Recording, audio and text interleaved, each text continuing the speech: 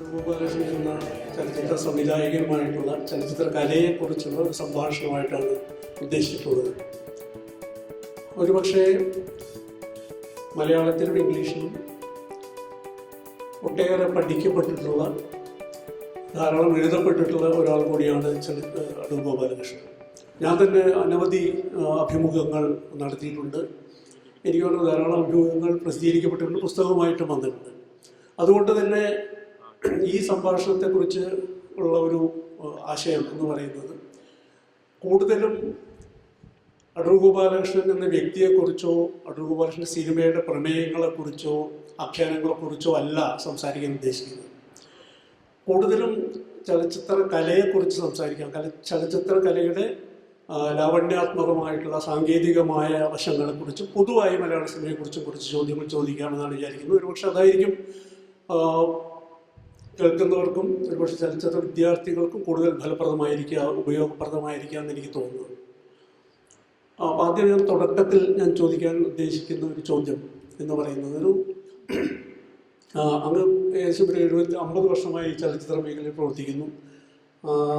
ഒരു 60ഓളം വർഷമായിട്ട് യഥാർത്ഥത്തിൽ ചലച്ചിത്ര ഫിലിം സൊസൈറ്റി മൂവ്മെൻറ്റുമായിട്ട് ബന്ധപ്പെട്ട് പ്രവർത്തിക്കുന്നു. ചലച്ചിത്ര പഠനം, ചലച്ചിത്രത്തെക്കുറിച്ച് ധാരാളം ഗ്രന്ഥങ്ങൾ എഴുതിയിട്ടുണ്ട്. ഡോക്യുമെൻ്ററികളും ഫീച്ചർ ഫിലിംസായിട്ട് ധാരാളം ചെയ്തിട്ടുണ്ട്. ലോകം മുഴുവൻ സഞ്ചരിച്ചിട്ടുണ്ട്. ഞാൻ ചോദിക്കുന്നത് വളരെ പ്രാഥമികമായ ചോദ്യം, എവിടെ നിന്നാണ് യഥാർത്ഥത്തിൽ ഒരു ചലച്ചിത്രത്തിൻ്റെ ആശയം ഉദിക്കുന്നത്? എൻ്റെ ഒരു പ്രാഥമികമായ ഒരു പ്രചോദനം എന്താണ്? ഒരുപക്ഷെ കഥയാകാം, വലിയ സംഭവമാകാം, വ്യക്തിയാകാം, എന്തുകൊണ്ടാണ്? എങ്ങനെയാണ് അടൂരിനെ സംബന്ധിച്ചിടത്തോളം എങ്ങനെയാണ് what is a cinematic idea, where does it originate, what are the sources of inspiration? ശരിക്കും പറഞ്ഞാൽ അതിനൊരു കൃത്യമായ ഉത്തരവില്ല. ചിലപ്പോൾ ഒരു സ്വപ്നം കാണുമ്പോഴായിരിക്കും, സ്വപ്നം കണ്ട് ചിലപ്പോൾ അങ്ങ് ഉണരുമ്പോഴായിരിക്കും നല്ല ഒന്നാം തരം ഒരു ആവശ്യമാണല്ലോ, ഇതിനെപ്പറ്റി എഴുതി കളയാം, ഇതിനെ അടിസ്ഥാനപ്പെടുത്തിയിട്ടൊരു സ്ക്രിപ്റ്റ് എഴുതി കളയാം എന്ന് പറഞ്ഞാണ് ബാക്കി സമയം കിടക്കുന്നത്. പെട്ടെന്ന് ഉണർന്നാൽ മതി, നേരത്തെ ഉടനെ എഴുതാം എന്ന് പറഞ്ഞാൽ കിടക്കും. രാവിലെ ഒന്നുകൂടെ അതിനെപ്പറ്റി ആലോചിക്കുമ്പോൾ അയ്യോ, അത് വളരെ സാധാരണമായ ഒരാശയമാണ്, ഇതിനെപ്പറ്റി സിനിമയാണ്, പറ്റത്തില്ല, അങ്ങ് വിടും. എവിടെ നിന്നാണ് ശരിക്കും പറഞ്ഞാൽ ഇത് പല വ്യസനങ്ങളാണ് ശരിക്കും പറഞ്ഞാൽ ആശയമായിട്ട് വരുന്നത്. നമ്മൾ ജീവിക്കുന്ന ജീവിതത്തിൽ ഞാനാണെങ്കിൽ ഇതിനകത്ത് തന്നെ സാമാന്യം ദീർഘമായിട്ട് ജീവിച്ചു കഴിഞ്ഞിരിക്കുന്നു. ഈ കാലം എന്ന് പറയുന്നത് വളരെ പ്രത്യേകതയുള്ള ഒരു കാലഘട്ടത്തിലൂടെയാണ് ഞാൻ ജീവിച്ചത്. ഇന്ത്യ സ്വതന്ത്രയാവുന്നതിന് മുമ്പ് ജനിച്ച് എൻ്റെ കുട്ടിക്കാലം കാര്യങ്ങളൊക്കെ അറിഞ്ഞു വരാൻ തുടങ്ങുന്ന സമയത്താണ് ഗാന്ധിജിയെ വെടിവെച്ച് കൊല്ലുന്നത്. അത് ഒരുപക്ഷെ എൻ്റെ ജീവിതത്തിലെ ആദ്യത്തെ ഏറ്റവും വലിയ ക്ഷതം അതായിരുന്നു. ആ പ്രായത്തിലെ എനിക്കറിയാം നമുക്ക് ഏറ്റവും പ്രിയപ്പെട്ട എന്തോ ഒന്ന് പെട്ടെന്ന് കൊല ചെയ്യപ്പെടുകയാണ്. അതെനിക്ക് ഞാൻ വളർന്നു കഴിഞ്ഞിട്ട് ഇത്രയും പ്രായമായിട്ട് എനിക്കത് സഹിക്കാൻ കഴിയുന്നില്ല. അതുപോലുള്ള ഒരുപാട് അനുഭവങ്ങൾ. പിന്നെ എൻ്റെ ഈ സാമാന്യം എന്താണ് ഫ്യൂഡൽ എന്ന് പറയാവുന്ന ഒരു വ്യവസ്ഥയിൽ നിന്ന് ഇങ്ങോട്ട് മാറ്റം വരുന്ന ഒരു കാലഘട്ടമായിരുന്നു. ആധുനിക കാലഘട്ടത്തിലേക്ക് വരുന്ന ഘട്ടമാണ്. മനുഷ്യരിലെല്ലാം മാറുന്നു, തൊഴിലുകൾ മാറുന്നു, ചുറ്റുമുള്ള സ്ഥിതിഗതികളെല്ലാം ഇങ്ങനെ മാറിക്കൊണ്ടിരിക്കുന്ന ഒരു അവസ്ഥയാണ്. അതിൽ കൂടാണ് വളർന്നത്. ഇതിൻ്റെല്ലാം പാർട്ടായിരുന്നു, കാഴ്ചക്കാരനായിരുന്നു, അനുഭവത്തിനുമായിരുന്നു. ഇതെനിക്ക് ശരിക്കും പറഞ്ഞാൽ പ്രത്യേകിച്ചിട്ട് ഞാൻ വളരെ വലിയ ദുഃഖങ്ങൾ, വലിയ അപമാനങ്ങൾ, ഇതൊക്കെ മനസ്സിൽ പോകത്തില്ല. കുട്ടിക്കാലത്തെ ഒരു വലിയ ദുഃഖം പോലും എനിക്ക് ഇപ്പോഴും ഓർമ്മയുണ്ട്. സന്തോഷങ്ങളൊക്കെ മറന്നിരിക്കുന്നു. ഒരു സന്തോഷവും ഓർമ്മയില്ല, വ്യസനങ്ങൾ വളരെ ഓർമ്മയുണ്ട്. അപ്പോൾ ഈ വ്യസനങ്ങളിൽ നിന്നാണ് ചിലപ്പം ഈ വ്യസനങ്ങൾ നക്കിയാണ് പലപ്പോഴും ഇരിക്കുന്നത്. നമ്മൾ അതിൽ നിന്നായിരിക്കണം പല ആശയങ്ങൾ വരുന്നത്. സ്വയംവരം ചെയ്യുമ്പോൾ ഫിലിം ഇൻസ്റ്റിറ്റ്യൂട്ടിൽ പഠിക്കുമ്പോൾ ഞങ്ങൾക്കൊരു എക്സസൈസ് ഉണ്ടായിരുന്നു. ഞങ്ങളുടെ സ്ക്രീൻ പ്ലേ പഠിപ്പിക്കുന്ന അധ്യാപകന് ഞങ്ങൾക്ക് പല രീതിയിലുള്ള സിറ്റുവേഷൻസ് തരും. സിറ്റുവേഷൻസ് അത് വെച്ചിട്ട് എഴുതാൻ പറയും. മാസത്തിൽ ഒരു സ്ക്രിപ്റ്റെങ്കിലും എഴുതണം. അത് വളരെ ഉദാസീനമായിട്ട് ചെയ്യാവുന്ന പണിയല്ല. അദ്ദേഹം വളരെ സ്ട്രിക്റ്റായിരുന്നു. അത് കൈകൊണ്ട് എഴുതിയ മാനുസ്ക്രിപ്റ്റ് സ്വീകരിക്കില്ല. അത് ടൈപ്പ് ചെയ്യണം. ടൈപ്പ് ചെയ്താൽ പോരാ, അത് റൈറ്റ് ചെയ്യണം, എന്നിട്ട് വേണം സമർപ്പിക്കാനായിട്ട്. അപ്പോൾ ആ സമയത്ത് നിർബന്ധിതനാവുകയാണ് ഒരു ആശയം, ഒരു സിറ്റുവേഷൻ തന്നിട്ട് അതിനെ എഴുതാനായിട്ട്. അങ്ങനെ സിനിമയാണ് ചെയ്തിട്ടുണ്ട്. പിന്നെ അഡാപ്റ്റേഷൻസ്, ടാഗോറിനെ പറ്റി കഥകൾ ഞാൻ അഡാപ്റ്റ് ചെയ്തിട്ടുണ്ട്. എന്നിട്ട് ഇൻസ്റ്റിറ്റ്യൂട്ട് കാലത്തെ ഒരു വലിയ അധ്യാപകൻ എന്ന് പറഞ്ഞ നിലയിൽ വലിയൊരു സ്വാധീനമായിട്ടുള്ള വ്യക്തി ഋത്വിക് ഘട്ടക്കാരൻ. ഋത്വിക് ഘട്ടക്ക് ഞാനവിടെ പഠിക്കുമ്പോൾ 2ാം വർഷമാണ് വരുന്നത്. അദ്ദേഹം അതുവരെ സിനിമയെ പറ്റിയുള്ള നമ്മുടെ ധാരണകളെ മുഴുവൻ കീഴ്മേൽ മറിച്ച ഒരാളാണ്. അദ്ദേഹം ഒരു ഇതാണ് ആൻഫാൻ ടെറിബിൾ എന്നൊക്കെ പറയുന്ന തരത്തിലുള്ള ഒരു ഫിലിം മേക്കറായിരുന്നു. അദ്ദേഹം എഴുതിയ സുവർണരേഖ കുറേ കാലം കഴിഞ്ഞിട്ട് ഞാൻ സ്വയംവരത്തിൻ്റെ സ്ക്രിപ്റ്റ് എഴുതിയപ്പോൾ എപ്പോഴാണ് എനിക്ക് തോന്നിയത് ഇങ്ങനെ ഒരു ആശയമെന്ന് ഞാനിങ്ങനെ നോക്കി അന്വേഷിച്ച് പോയപ്പോൾ ഞാൻ തെറ്റായിട്ടാണ് ധരിച്ചത്. സുവർണരേഖയുടെ ഒരു ഗ്യാപ്പുണ്ട്. അവർ ഒളിച്ചോടി പോയിട്ട് ഈ അദ്ദേഹത്തിൻ്റെ വളർത്തു മകനും അദ്ദേഹത്തിൻ്റെ സഹോദരി രണ്ടുപേരുടെ കല്യാണം തലേന്ന് ഓടിപ്പോവുകയാണ്. ഓടിപ്പോയിട്ട് അവരുടെ ജീവിതം പിന്നെ കുറച്ച് ഭാഗം കാണിക്കുന്നുണ്ട് കണ്ടേക്കവൻ്റെ ജീവിതം. ഈ ഭാഗമൊക്കെ ഞാൻ കാലക്രമത്തിൽ ഈ ഭാഗം മുഴുവൻ ഞാൻ മറന്നുപോയിട്ട് അവസാനത്തെ രംഗമൊക്കെ ഞാൻ ഓർത്തു. അദ്ദേഹം ഒരു അസേനല്ല, വേശ്യാഗ്രഹത്തിലേക്കാണ്. അദ്ദേഹത്തിൻ്റെ ഒരു കൂട്ടുകാരൻ വന്നിട്ട് വല്ലാതെ മദ്യപിച്ചിട്ട് നമുക്ക് രസങ്ങളൊക്കെ ഉണ്ട്, ചുറ്റിക്ക് ഇനിയും തമാശകളൊക്കെ ഉണ്ടെന്ന് എന്തിനെ കൂടി അബോധാവസ്ഥയിലാണ് പുള്ളി കെട്ടി കൊണ്ടുപോകുന്നത്. അവിടെ വെച്ച് ഇവർ കഴുത്തറുത്ത് മരിക്കുക സഹോദരനെ കാണുമ്പോൾ. ആ സീന് മറക്കത്തില്ല. അതൊരു വളരെ നാടകീയമായിട്ട് ചെയ്തിരിക്കുന്ന ഒരു സീനാണ്. പക്ഷെ അത് മറക്കാൻ പറ്റില്ല. എൻ്റെ ഒരു മനസ്സിൽ ഒരുപാട് കാലങ്ങൾ കഴിഞ്ഞപ്പോൾ കിടന്ന ഒരു സംഗതി, ഒരു ഡിപ്രഷൻ. ഇവർ ഒളിച്ചോടി പോയതിനു ശേഷമുള്ള കാര്യങ്ങളൊന്നും നമ്മൾ കണ്ടിട്ടില്ല, അറിഞ്ഞില്ല. അതിനെപ്പറ്റിയൊന്നും പറഞ്ഞിട്ടില്ല ഫിലിമിൽ. അവസാനത്തെ രംഗമേ ഉള്ളൂ ആണ് മനസ്സിൽ ഉറച്ചിരിക്കുന്നത്. അപ്പോൾ ഞാൻ വിചാരിച്ചത് ഞാനൊരു കാരണം കണ്ടുപിടിക്കുകയായിരുന്നു. പക്ഷേ ഈ കഥയുടെ ഭാഗമായിട്ടാണ് ഞാൻ ഈ സ്ക്രിപ്റ്റ് എഴുതാൻ തുടങ്ങിയത്. അല്ലാതെ പിന്നീട് ബോധ്യം. കാരണം ഈ അടുത്തകാലത്ത് ഈ സുവർണരേഖയെ പറ്റി എഴുതാൻ വേണ്ടി ഞാൻ വീണ്ടും കണ്ടപ്പോൾ ഞാൻ വിചാരിച്ചു അർത്ഥമായി പോയത്. ഞാൻ എഴുതി വിട്ടിട്ടുണ്ട്. അതിൻ്റെ അവതാരി പുസ്തകത്തിൻ്റെ ഇറക്കിയപ്പോൾ അതിൻ്റെ അവതാരികയിൽ എഴുതിയിട്ടുണ്ട്. ചിലപ്പോൾ ഇതായിരിക്കണം എൻ്റെ പ്രചോദനമായതെന്ന് എഴുതിയിട്ടുണ്ട്. അല്ല, നോക്കുമ്പോൾ അതല്ല. ഒരുപക്ഷെ എനിക്ക് തീരെ ഇഷ്ടപ്പെടാത്ത ഭാഗമായിരിക്കും അത്. അതെനിക്ക് ഓർമ്മിക്കാൻ ഇഷ്ടപ്പെടാത്തതായിരിക്കും. അങ്ങനെ എവിടെ നിന്നും എന്ന് ചോദിച്ചു കഴിഞ്ഞാൽ അതിൻ്റെ ഇൻപുട്സ് എവിടെ നിന്നൊക്കെ വന്നതാണ്. പക്ഷെ അത് പിന്നെ ഒരുപാട് രാസമാറ്റങ്ങൾ നടന്നിട്ടാണ് നമ്മൾ എഴുതാനിരിക്കുമ്പോൾ നമ്മുടെ മറ്റനുഭവങ്ങളുണ്ട്, നമ്മുടെ സ്വന്തം അനുഭവങ്ങളുണ്ട്. പിന്നെ ബോംബെ ഒരു സബർബിൽ കൂടെ യാത്ര ചെയ്യുമ്പോൾ വർഷങ്ങൾക്ക് മുമ്പാണ്, സിനിമ എടുത്തു തുടങ്ങുന്നതിന് മുമ്പാണെന്ന് എൻ്റെ ഓർമ്മ. ഒരു സബർബിൽ ഒരു ഇതാണ് ഒരു ചേരി പ്രദേശമാണ്. നമ്മളിങ്ങനെ ട്രെയിനിനകത്ത് തിങ്ങി നിൽക്കുകയല്ലേ. അപ്പോൾ ഇങ്ങനെ നോക്കുമ്പോൾ നമുക്ക് ഏതാണ്ട് അപ്പുറം അകലമായിട്ട് കാണാം. പിന്നെ ട്രാക്കിൽ നിന്ന് കുറച്ച് അകലേ ഉള്ളൂ. അതിലൊരുത്തന് ഭീകരമായിട്ട് അങ്ങ് ക്രോധം എന്ന് പറഞ്ഞു കഴിഞ്ഞാൽ അയാൾ ക്രുദ്ധനായിരുന്നു എന്ന് പറയുന്നത് ശരിയല്ല. അയാൾ ക്രോധം തന്നെയായിരുന്നു. കാരണം അയാൾ എല്ലാ 3-4 പേര് തിരിച്ചു പിടിക്കുന്നുണ്ട്. അയാളുടെ കയ്യിൽ ഒരു വെട്ടുകത്തി പോലെ ഒരു ആയുധം നിൽപ്പുണ്ട്. അതെൻ്റെ മനസ്സിൽ ഇപ്പോൾ പോലും പോയിട്ടില്ല. ആ ഒരു വിഷ്വല് മറക്കാൻ പറ്റില്ല. പിന്നെ ആലോചിച്ച് അങ്ങനെ ഒരാൾ എന്തുകൊണ്ട് അയാൾക്ക് ഇത്രയധികം ക്രോധം ഉണ്ടായി, ഇത്രയും സഹിക്കാൻ വയ്യാത്ത അപമാനമോ സഹിക്കാൻ വയ്യാത്ത ഭീകരമായിട്ടുള്ള അനുഭവമൊക്കെ ഉണ്ടായിട്ടുണ്ട്. അതിലൂടെ പ്രതിഷേധിക്കാൻ വേറൊരു വഴിയില്ല. ആരും കൈ പിടിച്ച് മാറ്റാൻ നോക്കിയാലും ഒതുങ്ങുന്നില്ല. എന്തുകൊണ്ട്? അപ്പോൾ അത് പല കാരണങ്ങൾ കൊണ്ടാണ്. ഒന്ന്, അയാളുടെ ആരും അനീതി ചെയ്തു. 2, ഇത്രയും ക്രോധം പ്രകടിപ്പിക്കാൻ കാരണം നമ്മളൊക്കെ ചെയ്യുന്ന അവർക്കൊക്കെ ഉള്ളവരുടെ സോഫിസ്റ്റിക്കേഷൻ ഇല്ല. അയ്യോ വലിയൊരു കണ്ടാത്തിരിയായിരിക്കും, നമ്മളിങ്ങനെ പബ്ലിക്കലി ഇങ്ങനെ പറയാൻ പാടുണ്ടോ കാണിക്കാൻ പാടുണ്ടോ എന്നുള്ള അങ്ങനെയുള്ള ചിന്തകളൊന്നുമില്ല. അതാണ് അയാൾ വരുന്ന ക്ലാസ്സാണ് തീരുമാനിക്കുന്നത്. അവിടെ വളരെ സ്വാഭാവികമായിട്ടാണ് ആ ഒരു പ്രത്യേക പരിസ്ഥിതിയോട് അയാൾ പ്രതികരിക്കുന്നത്. ഇങ്ങനെയുള്ള ചിലതൊന്നും നമ്മുടെ ജീവിതത്തിൽ മറക്കാൻ പറ്റുകയില്ല. അങ്ങനെ എവിടുന്നും വരാം. വായിച്ച പുസ്തകം നിന്നാകാം, ഒരാളുടെ സംഭാഷണത്തിൽ നിന്നാകാം, അങ്ങനെ എന്തിന്നും ആകാം. ഒരു പണ്ട് ഹിസ്കോക്ക് പറഞ്ഞിട്ടുണ്ട്, വളരെ സാധാരണ എഴുതുന്ന ഒരു രീതിയിൽ ഒരു മെച്ചപ്പെട്ടതെന്നുള്ള ക്രിട്ടിക്കൽ വാല്യുവേഷൻ ഒന്നും ഉണ്ടാകാത്ത വെറും ഓർഡിനറി നോവലുകളാണ് അദ്ദേഹത്തെ പ്രചോദിപ്പിച്ചത് എന്ന് പറയാറുണ്ട്. അതിൽ നിന്ന് അദ്ദേഹം മഹത്തായ സിനിമ ഉണ്ടാക്കുന്നത്.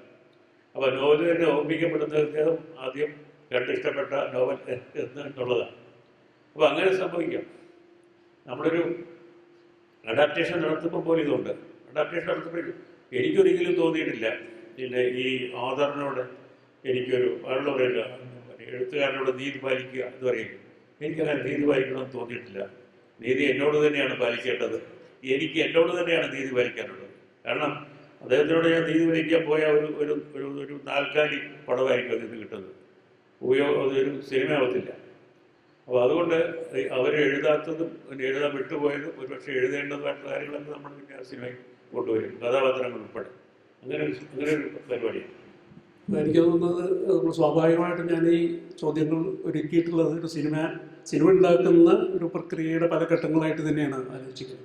അപ്പോൾ അടുത്ത ചോദ്യം യഥാർത്ഥത്തിൽ ഈ രീതിയിലുള്ള നേരത്തെ സൂചിപ്പിച്ചതുപോലെ വാക്കിൽ നിന്ന് ദൃശ്യത്തിലേക്കുള്ള സഞ്ചാരത്തെക്കുറിച്ചാണ്. നമ്മൾ പല രീതിയിൽ ഇപ്പോൾ താങ്കളുടെ തന്നെ പടങ്ങളിൽ പലതും താങ്കൾ തന്നെ എഴുതിയ സ്ക്രിപ്റ്റുകളാണ്.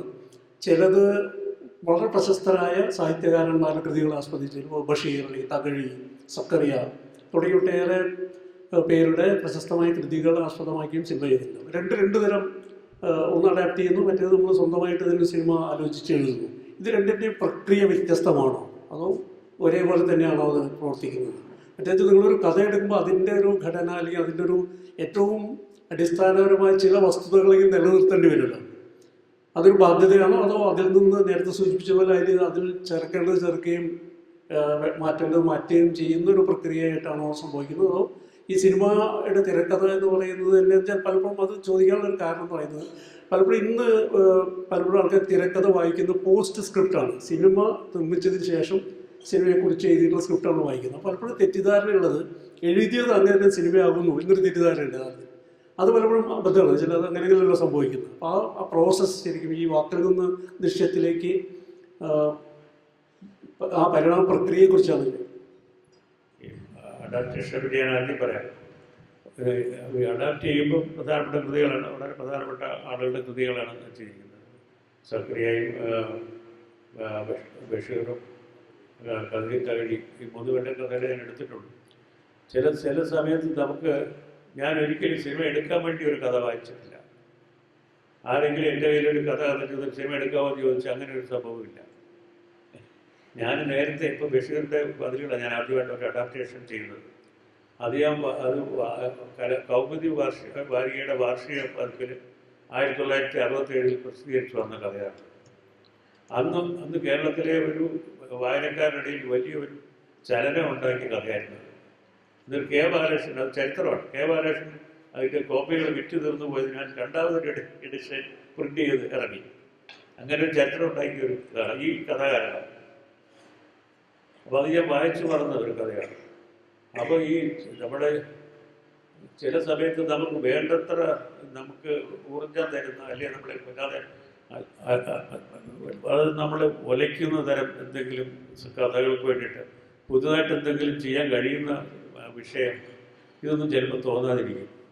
അപ്പോഴാണ് എല്ലാവരും വായിച്ച് സിനിമ എടുക്കാൻ വേണ്ടിയിട്ട് ബഷീറിൻ്റെ അവകാശമാകിയിട്ട് കൊണ്ടുപോയിട്ടുള്ള ഒരു കഥയായിരുന്നു മതിലുകൾ. അതിൻ്റെ ടൈറ്റിൽ അല്ലായിരുന്നു. അതെ, അതിനെ. അപ്പോൾ അത് എല്ലാവരും ഉപേക്ഷിച്ചു. അത് ഉപേക്ഷിക്കാൻ കാരണം നായികയെ കാണിക്കാതെ ഒരു സിനിമ എങ്ങനെ എടുക്കും? അതുകൊണ്ടാണ് എല്ലാവരും അത് ഉപേക്ഷിച്ചു. ഞാനതൊരു ചലഞ്ചായിട്ട് എടുത്തു. അങ്ങനെയാണെങ്കിൽ അതൊരു ചലഞ്ചാണ്, കൊള്ളാവുന്നൊരു ചലഞ്ചാണ്. ഇതിൽ ഓർമ്മിച്ചെടുത്താണ്. നമുക്ക് കൊല്ലത്ത് രവീന്ദ്രനാഥ് നായർ ഈ കഥ വാങ്ങിച്ചു വെച്ചിരുന്നു. പക്ഷേ അത് പല കാരണങ്ങളോട്ട് എടുത്തില്ല. അപ്പോൾ ഞാൻ അദ്ദേഹത്തിനോട് പറഞ്ഞു എനിക്കിങ്ങനെ ചെയ്യാൻ ഉള്ള താല്പര്യമുണ്ടെന്ന് പറഞ്ഞപ്പോൾ ശരി ഇത് സമ്മതിച്ചു. എന്നിട്ട് ഞാൻ പിന്നെ ബഷീറിനെ കാണുന്നത്. ബഷീറിനെ കാണാൻ പോയപ്പോൾ വളരെ ഇൻട്രസ്റ്റിംഗ് ആണ് ഒരു എഴുത്തുകാരൻ്റെ പ്രതികരണം. അത് ഞങ്ങൾ വർത്തമാനമൊക്കെ പറഞ്ഞു. പിന്നെ ഒരു എഗ്രിമെൻ്റൊക്കെ ഞാൻ പറഞ്ഞു പുതിയതായിട്ട് താങ്കളുടെ നേരിട്ടുള്ള അനുഗ്രഹം വാങ്ങിക്കാൻ വേണ്ടിയാണ് വരുന്നത് എന്ന് പറഞ്ഞ് ഞാനൊരു കോൺട്രാക്റ്റൊക്കെ എഴുതി ഒരു അല്പം ദ്രവ്യമൊക്കെ ഇത് കൊടുത്തു, ചെക്കുമൊക്കെ കൊടുത്തു. അപ്പോൾ അങ്ങനെ വളരെ സന്തോഷമായിട്ട് എന്ന് വർത്തമാനമൊക്കെ പറഞ്ഞിരുന്നിട്ട് ചോദിച്ചു ആരാണ് ഈ അഭിനയിക്കുന്നത്? ഞാൻ പറഞ്ഞു അവൻ ആരും അഭിനയിക്കുന്നില്ല. ആ അങ്ങനെ അത് പടം നന്നാവുമല്ലോ എന്ന് പറഞ്ഞു. അതൊരു ഒരു ഒരു ഒരു എഴുത്തുകാരൻ്റെ ഒരു വലിയ ഒരു ഗംഭീരമായ പ്രതികരണമായിരുന്നു. പിന്നെ നിങ്ങളെല്ലാം പറഞ്ഞൊക്കെ സംസാരിച്ചൊക്കെ ഇറങ്ങി കഴിഞ്ഞു വഴി നിങ്ങൾ പോകുമ്പോൾ പുറകിൽ നിന്ന് വിളിച്ചു ചോദിച്ചു സ്ക്രിപ്റ്റ് എഴുതി തന്നെ കാണിക്കുമോ എന്ന് ചോദിച്ചു. അപ്പം എൻ്റെ കൂടെ ബീരാ സാഹിബ് ഉണ്ടായിരുന്നു, ഡോക്ടർ എം എം ബഷീർ ഉണ്ടായിരുന്നു. ഞാൻ എം എം ബഷീറിനോട് പറഞ്ഞു ഞാൻ കാണിക്കത്തില്ല, എനിക്ക് അദ്ദേഹത്തിനോട് പറയാൻ പറ്റത്തില്ല, അങ്ങനെ കാണിക്കത്തില്ല. ഞാൻ വേണ്ട സൈലൻ്റായിട്ട് അങ്ങ് പോയി. കാരണം കാണിക്കാൻ എനിക്ക് പേടിയാണ്. കാരണം അദ്ദേഹം വല്ല കറക്ഷനൊക്കെ പറഞ്ഞാൽ പിന്നെ നമുക്ക് വിഷമാവും. അതുകൊണ്ട് സിനിമ എടുത്തിട്ട് ആദ്യം കൊണ്ടുപോയി കാണിച്ചത് ബഷീറിനെയാണ്. അദ്ദേഹം വളരെ വളരെ ഇഷ്ടമായി. എന്ന് മാത്രമല്ല കണ്ടു കഴിഞ്ഞ് ആ ഹാളിൽ നിന്ന് എല്ലാവരും ഇടിക്ക് പോയിട്ട് അവിടെ തന്നെ ഇരിക്കും. ഞാൻ അടുത്തിരുന്ന് ഇങ്ങനെ കുഞ്ഞായി. അപ്പോൾ അല്ലെങ്കിൽ മേലോട്ട് നോക്കി കണ്ണ് നിറഞ്ഞിരിക്കുന്നു. അപ്പോൾ പറഞ്ഞു നോട്ട് എ ഡൾ മോമെൻറ്റ്, ഇംഗ്ലീഷിലാണ് പറയുന്നത്, നോട്ട് എ ഡൾ മോമെൻറ്റ്. ഞാൻ രക്ഷപ്പെട്ടു. അദ്ദേഹം മോശം എന്ന് പറഞ്ഞെങ്കിൽ പിന്നെ അത് മതി എല്ലാവർക്കും, പിന്നെ അതിനെ അധിക്ഷേപിക്കാൻ അത് മാത്രം മതി. അത് കഴിഞ്ഞ് പ്രസ് മീറ്റ് നടത്തിയപ്പോൾ അവർ പ്രസ് മീറ്റ് എനിക്കാണ് വിളിച്ചിരുന്നത്. അപ്പം ഞാൻ ജേർണലിസ്റ്റ് അസോസിയേഷനാണ് വിളിച്ചത് കോഴിക്കോട്. അവരുടെ ഞാൻ പറഞ്ഞ് ബഷീറിനെ കൂടെ വിളിക്കണം പറഞ്ഞു. അപ്പോൾ അദ്ദേഹം വന്നത്. പത്രക്കാരും ചോദിച്ച എല്ലാ ചോദ്യത്തിനും ബഷീർ തന്നെ ഉത്തരം പറഞ്ഞു. എന്നിട്ട് അവിടെ വെച്ചൊരു അനൗൺസ്മെൻറ്റ് നടത്തി, എൻ്റെ പാത്തുമ്മയുടെ ആൾ വേണോ, മറ്റേ മലയാളി വേണോ, മറ്റേ അത് വേണോ, ഇത് വേണമെന്ന് പറഞ്ഞിട്ട് എൻ്റെ ഏത് ഗോപാലകൃഷ്ണൻ ഫ്രീ എന്ന് പറഞ്ഞ് അനൗൺസ്. അപ്പം ഞാൻ പറഞ്ഞ് എനിക്ക് ഇത്തിരി കൂടെ ഒരു സൗഭാഗ്യം ഇവിടെ കിട്ടാനാണ്. അങ്ങനെ ഒരു വലിയൊരു അനുഭവമായിരുന്നു അഡാപ്റ്റേഷൻ. പക്ഷെ ശരിക്കും പറഞ്ഞാൽ അതിനകത്ത് ഒരുപാട് അന്ന് പടം കാണുന്നതിന് മുമ്പ് അദ്ദേഹം പോലെ എന്നോട് ചോദിച്ചു, ഇത് എഴുത്തുകാരനെ സംബന്ധിച്ചോളം എന്നോട് ചോദിച്ചു. അതിന് പ്രിയപ്പെട്ട ഒരു സംഗതിയാണ് ചോദിച്ചത്, എനിക്ക് മനസ്സിലായി. ഷോ തുടങ്ങുന്നതിന് മുമ്പ് അദ്ദേഹം ഞങ്ങൾ താമസിച്ച ഹോട്ടലിൽ വന്നു. അന്ന് ഈ പിന്നെ മാപ്പിളപ്പാട്ടിൻ്റെ പ്രശസ്തരായിട്ടുള്ള ഒരു അദ്ദേഹം മരിച്ചു എഴുത്തുകാരൻ, അദ്ദേഹമാണ് അദ്ദേഹത്തിൻ്റെ കാറിൽ അദ്ദേഹം വായ്പ മുടക്കി വന്നത്. അപ്പോൾ ഞങ്ങൾ പലതും സംസാരിച്ചിരുന്നപ്പോൾ ഇടയ്ക്ക് ഒരു ചോദ്യം ചോദിച്ചു. ഈ സിനിമ അവസാനിക്കുന്നത് നായകൻ ആ പ്രധാന ഗേറ്റിൻ്റെ പുറത്ത് വന്ന് നിന്നിട്ട് വിടുതൽ വാങ്ങിച്ച് പുറത്ത് വന്നിട്ട് കയ്യിലൊരു റോസാപ്പൂവായിട്ട് നിൽക്കുന്നതാണോ എന്ന് ചോദിച്ചു. അപ്പം ഞാൻ എങ്ങനെയാണ് പറയുന്നത്, അല്ലാതെങ്ങനെയാണ് പറയുന്നത്, അതുകൊണ്ട് ഒരു അർത്ഥോക്തി എന്ന് പറയില്ലേ, അതിപ്പോൾ അല്ല എന്ന് പറഞ്ഞു. അപ്പോൾ മിണ്ടിയില്ല, വളരെ നേരം മിണ്ടിയില്ല, പിന്നെ ഒന്നും പറഞ്ഞില്ല. അപ്പോൾ അങ്ങനെ പ്രതീക്ഷിച്ചിരുന്ന ഒരാളാണ് ഞാൻ എൻ്റെ സിനിമ വേറൊരു രീതി കാണുന്നത്. ഒരു വാക്ക് പോലും എതിര് പറയുകയോ ഒരു അനിഷ്ടം പ്രകടിപ്പിക്കുകയോ ചെയ്തില്ല എന്ന് മാത്രമല്ല വളരെയധികം ഇഷ്ടമായി. അങ്ങനെയായിരുന്നു എൻ്റെ ആദ്യത്തെ അഡാപ്റ്റേഷൻ. അതുവരെ ഞാൻ കഥകളൊന്നും അഡാപ്റ്റ് ചെയ്തിട്ടില്ല. അങ്ങനെ അഡാപ്റ്റ് ചെയ്തതോടുകൂടി ഞാൻ ഒരു ശരിക്കും പറഞ്ഞാൽ അല്പം ഉദാസീനത എനിക്ക് വന്നു. ഈ അഡാപ്റ്റേഷൻ കുറച്ച് ആദ്യം ഒറിജിനൽ ഐഡിയ എന്ന് പറയുന്നത് വളരെ പ്രധാനമാണ്. അവിടെ അത് സത്യമുണ്ട്. തകഴിയുടെ കഥകളുടെ പ്രത്യേകത ഏതാണ്, അതിൻ്റെ കഥയ്ക്കകത്ത് ശരിക്കുള്ള ജീവിത സത്യമുണ്ട്. അതിൽ നമുക്ക് ഡെവലപ്പ് ചെയ്യാൻ വളരെ എളുപ്പമാണ്. എപ്പോഴും തോന്നിയിട്ടുണ്ട്. എനിക്കറിയാം ഈ സംഗതിയൊക്കെ എന്താണ്. അപ്പോൾ എങ്ങനെ പോകണം, കഥാപാത്രങ്ങൾ പുതുതായിട്ട് ഉണ്ടാവണം, അത് ചെയ്യണം, ഇത് ചെയ്യണം, സംഗതികൾ മുഴുവൻ ഉണ്ടാവും. പക്ഷേ അതിൻ്റെ ബീജം ജെന്യുവിനായിരിക്കണം. അതാണ് അഡാപ്റ്റ് ചെയ്യുമ്പോൾ ഞാൻ ചെയ്യുന്നത്. പക്ഷേ എനിക്ക് ഈ എഴുതിയതെല്ലാം കോപ്പി ചെയ്യാനുള്ള പരിപാടിയല്ല ഞാൻ ചെയ്യുന്നത്. എനിക്ക് എന്തുകൊണ്ട്, ചുരുക്കം പറഞ്ഞാൽ എനിക്ക് എന്തുകൊണ്ട് ഇത് ഇഷ്ടപ്പെട്ടു എന്നുള്ളതിൻ്റെ തെളിവാണ് എൻ്റെ സിനിമ. അല്ലാതെ അതിൻ്റെ ഒരു കോപ്പിയല്ല. എന്തുകൊണ്ട് ഞാൻ സ്വയം പറയുന്നത്, എന്തുകൊണ്ടാണ് ഈ പടം എനിക്ക് ഇഷ്ടപ്പെടും, ഈ കഥ എനിക്ക് ഇഷ്ടപ്പെടാൻ കാരണം, അതാണ് അഡാപ്റ്റേഷൻ വരുന്നത്. പിന്നെ എനിക്ക് ഒരു സിനിമ എൻ്റെ ഒരു തൊഴിലായതുകൊണ്ടും ഈ ഫിലിം ഷൂട്ട് പഠിക്കാൻ പോകുന്നതിന് മുമ്പ് തന്നെ നാടകങ്ങൾ, എൻ്റെ രംഗം നാടകമായിരുന്നു. അപ്പോൾ നാടകങ്ങൾ എഴുതിയൊക്കെ ഉള്ള ഒരു പശ്ചാത്തലം എനിക്കുണ്ട്. ശരിക്കും നല്ലൊരു സാമാന്യം ഏർപ്പെട്ടൊരു വായനക്കാരനും ഒക്കെ ആയതുകൊണ്ട് എനിക്ക് ഒരുപാട് ആശയങ്ങൾ മനസ്സിൽ വരും. അത് ഈ പറഞ്ഞതിൻ്റെ വിട്ട് വളരെ ക്ഷിപ്രം പറന്നു പോകുന്ന ആശയങ്ങളാണ് പലതും വരുന്നത്. അപ്പോൾ ഇതൊന്നും ഇങ്ങോട്ട് തൃപ്തിയാവത്തില്ല. എന്ന് മാത്രമല്ല, നമ്മൾ നേരത്തെ ചെയ്ത ഒരു സാധനം റിപ്പീറ്റ് ചെയ്യാൻ പാടില്ല.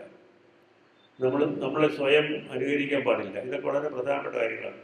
അപ്പോൾ ഇതിൻ്റെ വ്യാകരണം നേരെയോടെ പഠിച്ചിട്ടുള്ളത് കൊണ്ട് എനിക്ക് ഏത് വഴിക്കും പോവാം, ഏത് വഴിക്കും തിരിയാം, എന്നൊരു മനസ്സാവൊന്നും ആവശ്യമില്ല. അപ്പോൾ അങ്ങനെ ചെയ്യുമ്പോൾ ഈ കഥാവസ്തു എന്ന് പറയുന്നത് എനിക്ക് സക്കറിയയുടെ നോവൽ ഉദാഹരണം പറഞ്ഞാൽ നോവലല്ല, അതൊരു നോവല എന്ന് പറയാം. അതാണ് അത് ശരിക്കും സക്കറിയ അതിൻ്റെ അത് എനിക്ക് സക്കറിയ തന്നെ പറഞ്ഞെനിക്കറിയാം. അതായത് മാതൃഭൂമിയുടെ ഒരു ഓണപ്പതിപ്പിൽ ഏറ്റവും അവസാനമായിട്ട് കിട്ടിയതാന്ന് പറഞ്ഞു അവിടെ പത്ര ഓഫീസിൽ. കാരണം പുള്ളി കുറച്ചായിട്ട് എഴുതി അയക്കായിരുന്നു. അപ്പോൾ അത് ഒന്നാമത്തെ ഒരു ഇൻറ്റീരിയറുണ്ട് ആ കഥയ്ക്കകത്ത്. പക്ഷെ അതെല്ലാം അങ്ങനെ പൂർത്തിയായിട്ട് എഴുതിയിട്ടില്ല അതിനകത്ത്. അപ്പം എനിക്ക് അതും സൗകര്യമായി. മുഴുവൻ വിശദീകരിച്ച് എഴുതിയിരുന്നത് ഞാനത് തുടത്തില്ലായിരുന്നു. പക്ഷേ പട്ടേലിനും ഈ ബന്ധങ്ങളും ഒരുപാട് കാര്യങ്ങൾ ന്യൂമാൻസ് നിർവൃത്തിക്കുണ്ട്. അപ്പം സിനിമ കണ്ടിട്ട് ആദ്യം എന്നോട് സക്കറിയ പറഞ്ഞത്, ഞാൻ തൊമ്മി എന്ന് പറഞ്ഞ വെറും ഒരു പേരായിരുന്നു ഞാനിട്ടത്. ഗോപാലകൃഷ്ണൻ അവരെ ക്രിസ്ത്യാനിയാക്കിയത്. ഞാൻ പറഞ്ഞു, അതെ, എൻ്റെ കഥാപാത്രങ്ങളുടെ ഓരോരുത്തരെയും എനിക്ക് വളരെ ആഴത്തിൽ അറിയാം. അതിലൊരിക്കൽ കാണിക്കുന്നതിനെ പോലും അവൻ എന്താണെന്ന് എനിക്കറിയാം. അല്ലെങ്കിൽ അയാൾ വരികയല്ല അവിടെ. അതായത് ജൈവപരമായ ഒരു ബന്ധം പരസ്പരം ഉണ്ടാവും. അങ്ങനെയാണ് ഓരോ കഥയും ചെയ്തിരുന്നത്. അങ്ങനെയാണ്. എൻ്റെ അടുത്ത ചോദ്യവുമായിട്ട് ബന്ധപ്പെട്ടതില്ല. അതിലിപ്പോൾ താങ്കളുടെ സിനിമകളുടെ നടീനടന്മാരെ കുറിച്ചാണ്. കാസ്റ്റിംഗ് എന്ന് പറയുന്ന അടുത്ത ഘട്ടമെങ്കിൽ വളരെ പ്രശസ്തരായ നടന്മാരെ വെച്ചും ചെയ്തിട്ടുണ്ട്. അല്ലാത്ത ആദ്യമായി കരമന ജനാർദ്ദനൻ നായർ, ഗോപി പോലുള്ള വളരെ നവാഗതരായിട്ടുള്ള സിനിമയിൽ നവാഗതരായിട്ടുള്ള ആൾക്കാരെ ഉപയോഗിച്ചിട്ടുണ്ട്. അതുപോലെ തന്നെ നിങ്ങൾ ഒരുപക്ഷെ ഒരു റിപ്പർട്ടർ എന്ന് വിളിക്കാവുന്ന വെമ്പായം, അങ്ങനെ 2-3 വയസ്സായ ആൾക്കാരെ പല സിനിമകളിലും പ്രത്യക്ഷപ്പെട്ടിട്ടുണ്ട്. അപ്പോൾ യഥാർത്ഥത്തിൽ ഈ നടീനടന്മാരെ തിരഞ്ഞെടുപ്പ് എന്ന് പറയുന്നത് ഈ കഥ എഴുതുമ്പോൾ മനസ്സിലുണ്ടോ, അതോ എങ്ങനെയാണ് അതിൻ്റെ ഒരു രീതി? എന്താണ് ഒരു അടൂർ രീതി? എന്താണ് അതിൻ്റെ? ഒരു ആക്ടർക്ക് വേണ്ടി ഒരിക്കലും ഞാൻ കഥ എഴുതിയിട്ടില്ല, സ്ക്രിപ്റ്റ് എഴുതിയിട്ടില്ല. എഴുതുന്ന സമയത്ത് ചിലരുടെ മുഖം നമുക്ക് മനസ്സിൽ വരും. ചിലർക്ക് ശരിക്കും നമുക്ക് പരിചയമുള്ള ആരും തന്നെ ഈ സിനിമയിൽ അഭിനയിക്കുന്നവരോ നാടകത്തിൽ അഭിനയിക്കുന്നവരിലൊന്നും ചിലപ്പോൾ അങ്ങനെ ഉപയോഗിക്കാൻ രീതിയിലുള്ളൊരു ചിലപ്പോൾ ഇല്ലയെന്ന് വരും. അങ്ങനെ ഇപ്പോൾ റാങ്ക് ഔട്ട്സൈഡേഴ്സ് എൻ്റെ പടത്തിൽ അഭിനയിച്ചിട്ടുണ്ട്. പ്രധാന റോളിൽ പോലും അഭിനയിച്ചിട്ടുണ്ട്. ഗോപി അങ്ങനെ ഒരാളായിരുന്നു. ഗോപി ശരിക്കും ചന്ദ്രപ്രസാദിൻ്റെ ചില ഏകാഗ്ര നാടകങ്ങളിലൊക്കെ അഭിനയിച്ചിരുന്നതാണ്.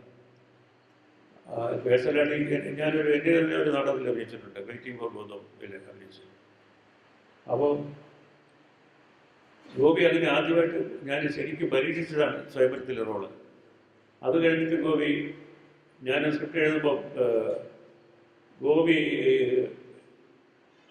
ആണ് എഴുതിയെടുത്തുകൊണ്ടിരുന്നത്. ഞാൻ പറഞ്ഞു കൊടുത്ത് എഴുതുമായിരുന്നു. പല സ്ക്രിപ്റ്റുകളും പല അടുത്ത സ്നേഹിതരാണ് എഴുതിയെടുക്കുന്നത്. അങ്ങനെ ചെയ്യുമ്പോൾ എല്ലാ ഞായറാഴ്ചകളിലും അല്ലെങ്കിൽ അവധി ദിവസങ്ങളിലും ഗോപിക്ക് വരും. സ്കൂളിലായിരുന്നു ജോലി. രാവിലെ വരും, വന്നു കഴിഞ്ഞാൽ രാത്രി വരെ അവിടെ കാണും, വീട്ടിൽ കാണും. ഞങ്ങൾ അവിടെ ഇരുന്ന് എഴുതുക.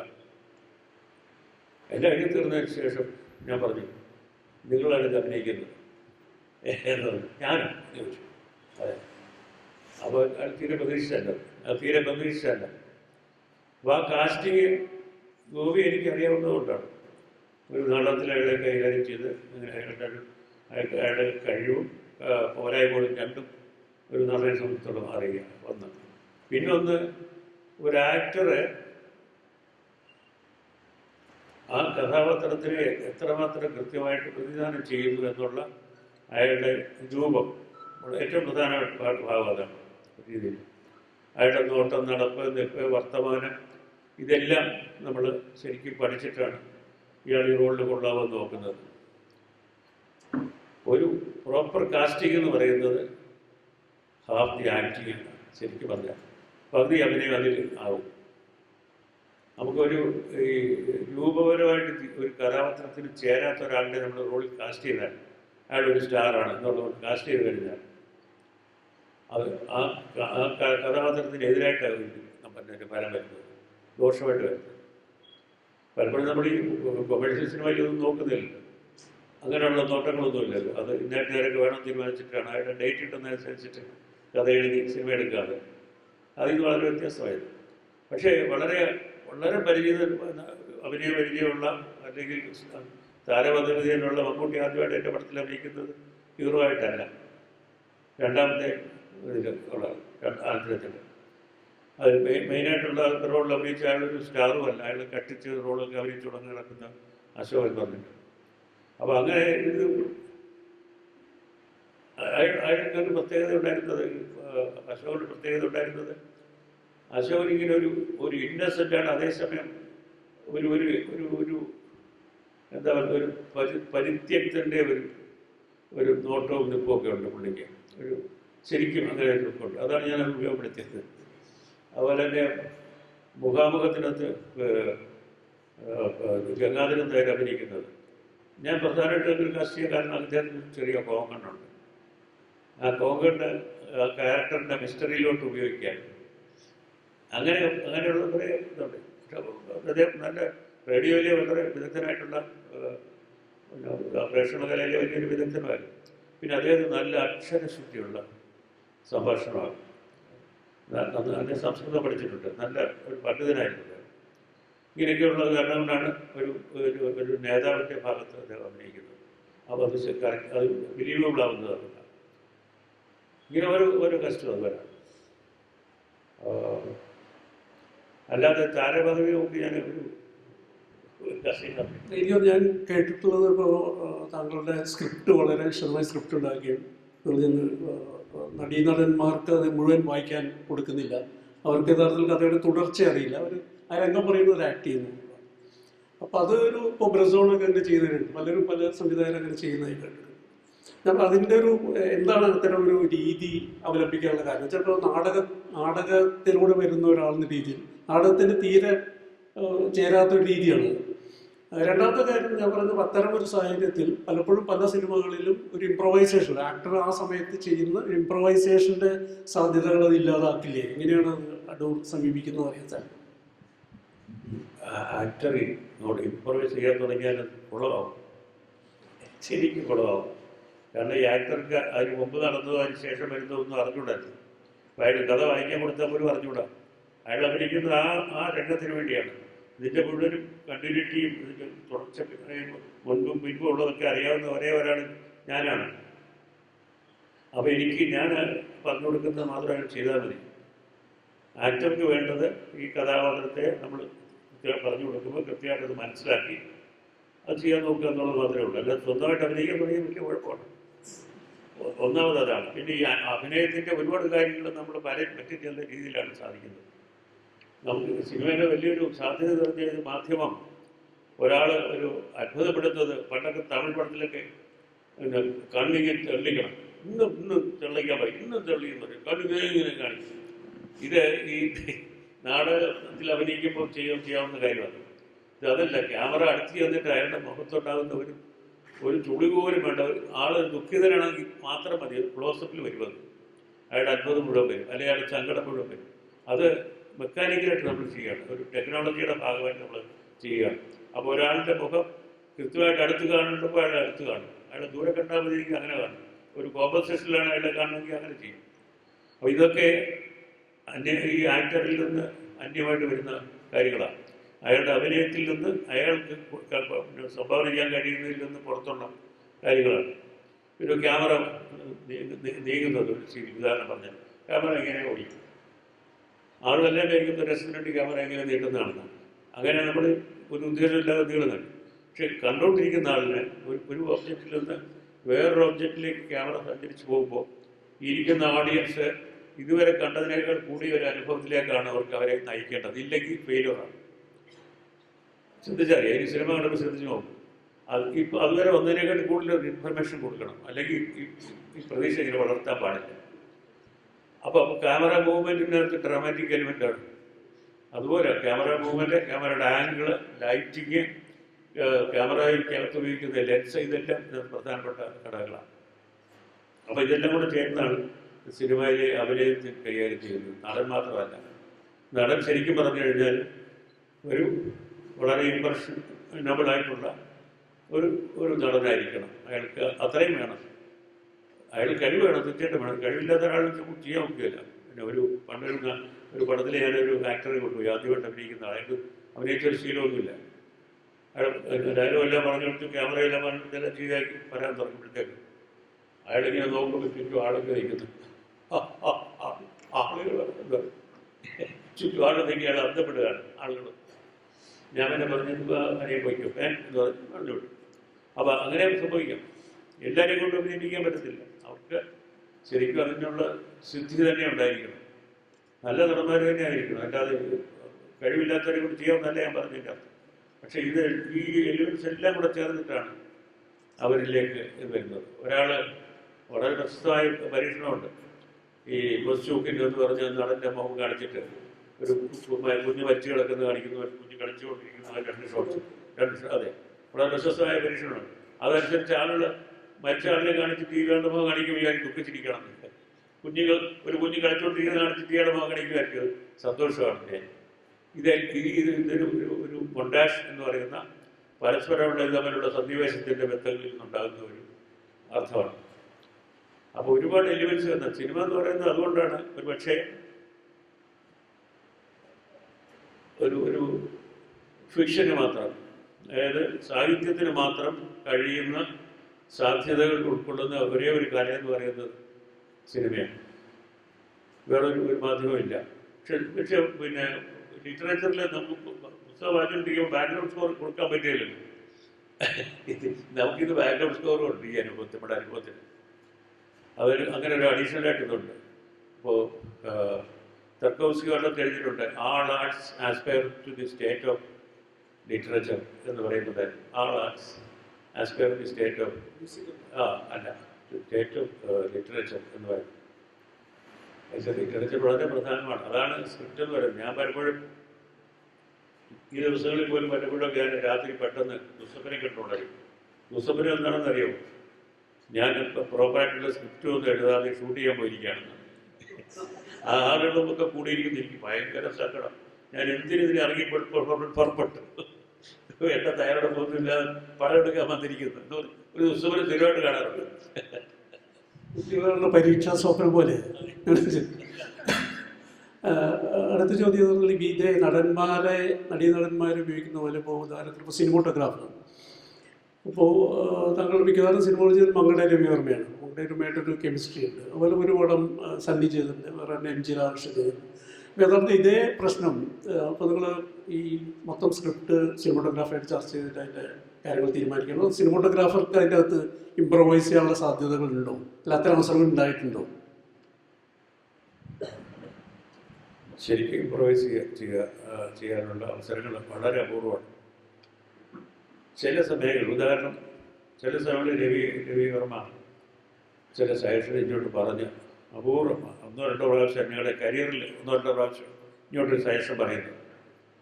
കാരണം അദ്ദേഹത്തിന് ഞാൻ സ്ക്രിപ്റ്റ് അയച്ചു കൊടുക്കും, പരീക്ഷ കഴിഞ്ഞോടെ അയച്ചു കൊടുക്കും. അദ്ദേഹം വായിച്ചിട്ടാണ് വരുന്നത്. പിന്നെ ഷൂട്ടിംഗ് സ്ക്രിപ്റ്റ് എന്ന് പറഞ്ഞൊരു ആ സ്റ്റേജിൽ എല്ലാ ഷോട്ടും ഇവിടുന്ന് എടുക്കുന്നത്, എത്ര നീളം ഉണ്ടാവും, അതിന് എന്ത് ലെൻസാണ്, രാത്രിയാന്ന് പകരാന്ന് തുടങ്ങിയിട്ടുള്ള സകല ഡീറ്റെയിൽസും അതിൽ ഷൂട്ടിംഗ് സ്ക്രിപ്റ്റിൽ കാണും. അതും അയച്ചു കൊടുക്കും. അതും വായിച്ചിട്ടാണ് അദ്ദേഹം വരുന്നത്. പക്ഷെ ഒരു എലിപ്പത്തയത്തിൽ ഒരു സീൻ ഷൂട്ട് ചെയ്ത് എന്തായാലും കണ്ടിട്ടുള്ളവർ ഓർമ്മ കാര്യം, അതിലെ പിന്നെ ഈ പിന്നെ അദ്ദേഹത്തിൻ്റെ സഹോദരി ശാരദ അഭിനയിച്ച കഥാപാത്രം വളരെ പിന്നെ അസുഖം വളരെ കൂടിയിട്ടായിട്ട് ഒരു അബോധാവസ്ഥയിൽ കിടക്കുകയാണ്. അപ്പോൾ അവരെ നാട്ടുകാർ വന്ന് ഒരു സ്ട്രെച്ചറിലെടുത്തിട്ട് കൊണ്ടുപോകണം. അവരൊറ്റ ഷോട്ടിലെടുത്തിരിക്കുന്നത്. അത് രവിവർമ്മയുടെ സജഷനാണ്. ഞാനത് പല ഷോട്ട്സായിട്ട് പ്ലാൻ ചെയ്തതാണ്. അപ്പോൾ എന്നെ പറഞ്ഞു, നമുക്കൊരു കാര്യം ചെയ്താലും ഇത് ഒറ്റ ഷോട്ട് എടുത്താലും എന്ന് പറഞ്ഞു. അദ്ദേഹത്തിൻ്റെ ഐഡിയ. ഇത് കണ്ടിട്ടുള്ളവർ ഞാൻ പല രാജ്യങ്ങളിൽ വെച്ച് ആളുകൾ ഈ ഷോട്ട് എങ്ങനെ എടുത്തതെന്ന് ചോദിച്ചു. കാരണം ഈ കട്ടിലെ കെട്ടി വെച്ച് ക്യാമറ കട്ടിലെ കെട്ടി വെച്ചിരിക്കുകയാണ്. അതുകൊണ്ടാണ് 4 പേരിങ്ങനെ പൊക്കി പോകുന്നത്. ഒന്നും നമ്മൾ എടുത്ത് കാണിക്കുന്നില്ല വേറെ. അതിങ്ങനെ ജനകീയ കൊണ്ട് ആ സ്ത്രീ ഇങ്ങനെ പോകുന്നത്, ആ വീട് ഇറങ്ങി, അതൊക്കെ നമുക്ക് ആ ലൈറ്റ്സ് കൊണ്ട് അറിയാം. വീട്ടിനകത്തുനിന്ന് ഇറങ്ങി പുറത്തിറങ്ങിയിട്ട് എവിടെയെങ്കിലും കൊണ്ടുപോയി ആ ഷോട്ട് അദ്ദേഹം സജസ്റ്റ് ചെയ്തത്. അങ്ങനെ വളരെ അപൂർവമായിട്ട് ഒരു സജഷന് ഇങ്ങനെ ഇങ്ങോട്ട് പറയാറുണ്ട്. കാരണം നമ്മളതെല്ലാം വർക്ക് ചെയ്തിരിക്കുക, നേരത്തെ തന്നെ ചെയ്ത് വെച്ചിരിക്കുക. സമയത്ത് ഒരു എന്താ പറയുക, ഇംപ്രവൈസ് ചെയ്യാവുന്ന സംഗതിയല്ല.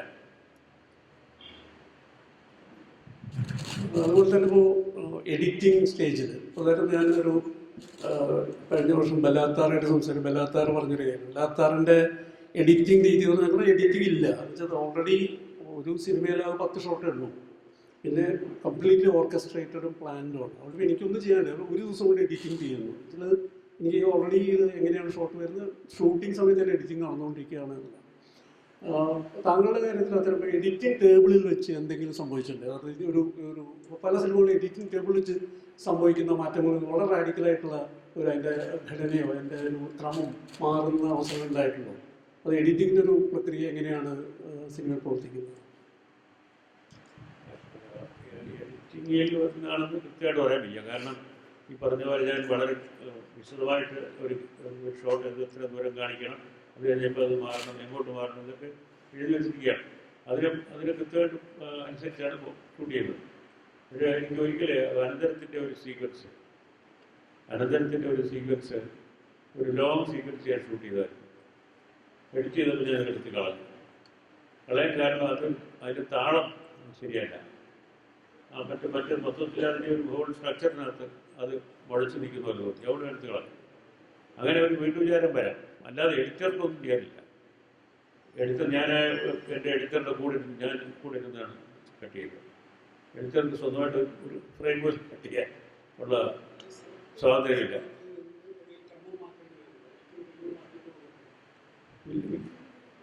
മിക്കവാറും ഇല്ലെന്ന് തന്നെ പറയാം. ചിലപ്പോൾ അതുപോലെ ഓരോ ഷോട്ട് അങ്ങോട്ടും ഇങ്ങോട്ടും മാറ്റിയിട്ടോ ക്വൈറ്റ് പോസിബിളാണ്.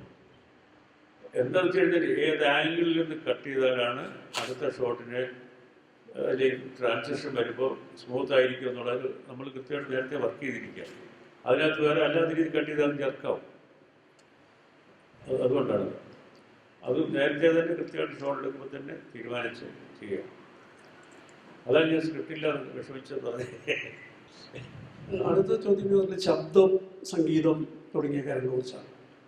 അപ്പോൾ തന്നെ ധാരാളം സിനിമകൾ, ഇപ്പോൾ കൊടിയേറ്റം ഉള്ള സിനിമകളിൽ മറ്റ് ശബ്ദങ്ങൾ ഉപയോഗിച്ചില്ല, ആംബിയൻസ് ശബ്ദങ്ങൾ, സംഭാഷണം മാത്രമേ ഉള്ളൂ.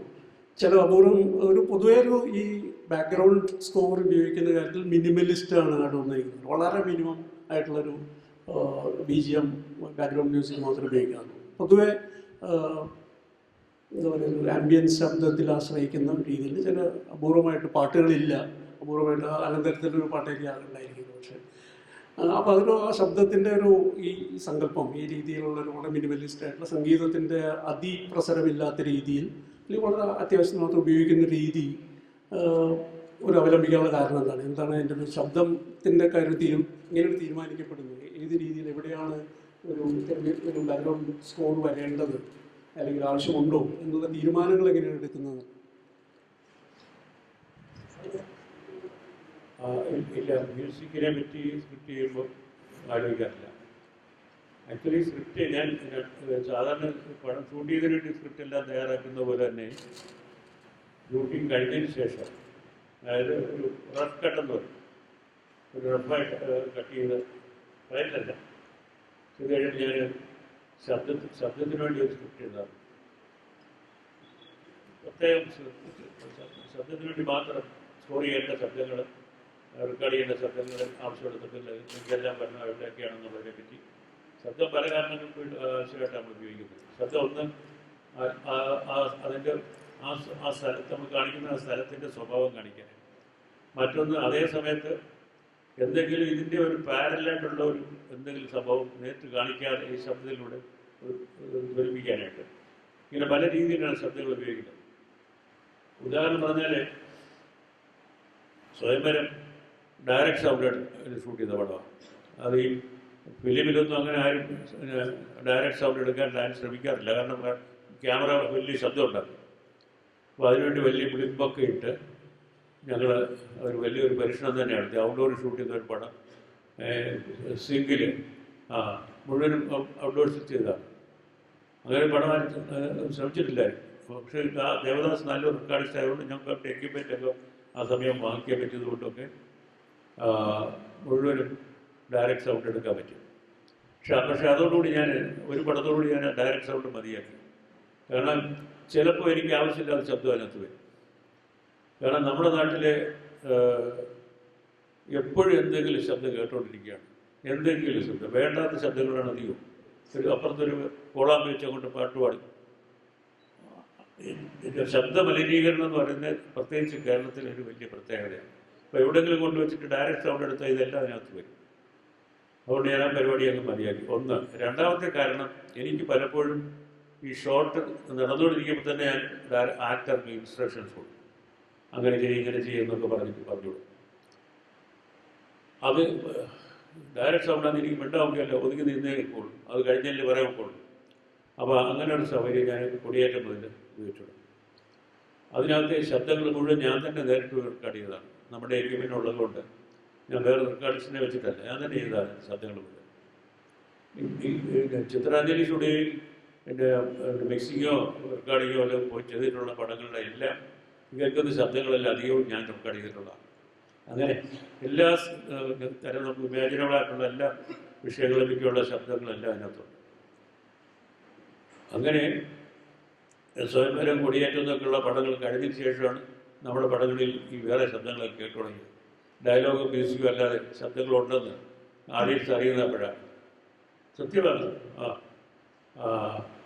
അത് ചിത്രാഞ്ജലി സ്റ്റുഡിയോയിൽ വർക്ക് ചെയ്തുകൊണ്ടാണ് കിട്ടിപ്പോയത്. മ്യൂസിക്കൽ സ്കോർ ഇതുപോലെ തന്നെ പടത്തിന് ഇതുപോലെ റെക്കോർഡ് ചെയ്തതിന് ശേഷമാണ് മ്യൂസിക് ഉപയോഗിക്കുന്നത്. മ്യൂസിക് വളരെ ഒരു മ്യൂസിക് ലേറ്റ് മോട്ടീവ് എന്ന് പറഞ്ഞാൽ ലേറ്റ് മോട്ടീവ് എന്ന് പറയും മ്യൂസിക്കിൽ. അതുപോലെയാണ് ഞാൻ മ്യൂസിക്കിനെ ഉപയോഗിക്കുന്നത്. കാരണം അതിനെ ഒരു നമ്മൾ കണ്ടുകൊണ്ടിരിക്കുന്ന ഒരു സീനിൻ്റെ അതിൻ്റെ ഒരു വിശദീകരണമല്ല, അതിൻ്റെ ഒരു കൗണ്ടർ പോയിൻ്റാണ് ശരിക്കും പറഞ്ഞാൽ നമ്മൾ ഈ മ്യൂസിക് കൂടെ ചെയ്യുന്നത്. കാരണം അനുകരണമായിട്ടാണ് ഇതിനെ കൃത്യമായിട്ട് സിനിമാക്കാർ ഉപയോഗിക്കുന്നത്. സങ്കടം വന്ന ഉടനെ വയലിൻ ഇങ്ങനെ വായിക്കും, പിന്നെ ഒരു ഹാപ്പിനെസ് ആണെങ്കിൽ മൃദംഗം വായിക്കും, പ്രൗഢം വായിക്കും, അത് ചിലപ്പം പിന്നെ ഫ്ലൂട്ട് വായിക്കും. ഇതെല്ലാം പണ്ടൊരു ഷോട്ട് ഉണ്ടായിരുന്നു, ഈ സൂര്യോദയത്തിൻ്റെ ഒരു ഷോട്ടുണ്ടായിരുന്നു. കറക്റ്റ് ആ സൂര്യോദയത്തിൻ്റെ ഷോട്ട് കാണിക്കുമ്പോൾ ഭൂപാള രാഗവും വരും. അങ്ങനെ ഒരു കണ്ടീഷൻ ഉണ്ടായിരുന്നു നമ്മളെല്ലാം. പ്രഭാതം ഭൂപാള രാഗം, സൂര്യൻ ഡ്യൂപ്പ് തളർന്ന ഷോട്ട്സാണ്, കളറൊക്കെ അങ്ങ് പോയി. അങ്ങനെ നമ്മൾ അങ്ങ് ടൈപ്പ് ചെയ്തിട്ടുണ്ട് ഓരോ സിറ്റുവേഷനും. ഓരോ ദുഃഖം വന്നാൽ ഉടനെ ദുഃഖത്തിൻ്റെ പാട്ട്, സന്തോഷം വന്നാൽ സന്തോഷത്തിൻ്റെ പാട്ട്, പിന്നെ പ്രണയം വന്നാൽ ഏറ്റവും കടുപ്പം അവർ ഓടാൻ തുടങ്ങും, നാട് മുഴുവൻ ഓടാൻ തുടങ്ങും. അപ്പോൾ സാധാരണഗതി ഇങ്ങനെ പിള്ളേർ ഓടാൻ തുടങ്ങി കഴിഞ്ഞാൽ അച്ഛനും അമ്മയും അന്വേഷിക്കും, ശരിക്കും സൈക്യാട്രിസ്റ്റിനെ വലിയ കൺസൾട്ട് ചെയ്യേണ്ട കേസാണ്. എനിക്കൊരു രംഗം ഓർമ്മയുണ്ട്. മുഖാമുഖത്തിൽ ശബ്ദം കൗണ്ടർ പോയിന്റായി മാറുന്ന പോലീസുകാരൻ വീട്ടിൽ വന്ന് അന്വേഷിക്കുന്നു, ചായ ഒന്നും ഇല്ലയോ ചോദിക്കുമ്പോൾ എല്ലാം അത് ചായ മുഴുവൻ അല്ല പാൽ മുഴുവൻ കിടാവ് കുടിച്ചു എന്ന് പറയുമ്പോൾ ഒരു വിശന്ന് കരയുന്ന കിടാവിൻ്റെ ശബ്ദമുണ്ട്. വളരെ രസകരമായ രീതിയിൽ ശബ്ദത്തെ ഒരു കൗണ്ടർ പോയിന്റായിട്ട് ഉപയോഗിക്കുന്ന ഒരു സന്ദർഭം കൂടിയാണ്. ഒരു കാര്യം കൂടി എനിക്ക് ചോദിക്കാനുള്ളത്, യഥാർത്ഥത്തിൽ ഇപ്പോൾ ഈ പലപ്പോഴും തങ്ങളുടെ സിനിമകളെ കുറിച്ച് സംസാരിക്കുമ്പോൾ ഈ കഥാചിത്രങ്ങളെക്കുറിച്ച് സംസാരിക്കുന്നു, കഥാചിത്രങ്ങളെക്കുറിച്ചാണ് എപ്പോഴും സംസാരിക്കുന്നത്.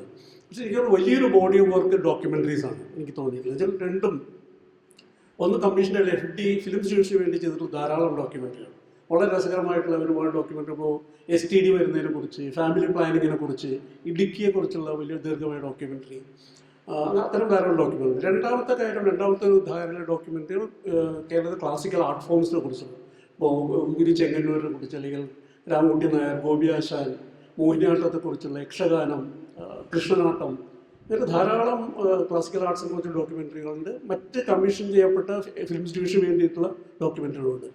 അപ്പോൾ ഈ നേരത്തെ ഇപ്പോൾ ഫിക്ഷൻ ഫിലിമിൻ്റെ കാര്യത്തിൽ എന്ന പോലെ തന്നെയാണോ അതിൻ്റെ പ്രിപ്പറേഷൻ, അതിൻ്റെ റിസർച്ച് പ്രിപ്പറേഷൻ, സ്ക്രിപ്റ്റിംഗ് മുതലായത്? പക്ഷേ പലപ്പോഴും ഡോക്യുമെൻ്ററിയെ കുറിച്ച് പറയാറ് ഡോക്യുമെൻ്ററി സംഭവിക്കുന്നതാണ്. നമ്മൾ സ്ക്രിപ്റ്റായിട്ട് പോയാലും എന്തുകൊണ്ടും സംഭവിക്കാം നമ്മൾ ഷൂട്ട് ചെയ്യുന്ന സന്ദർഭത്തിൽ.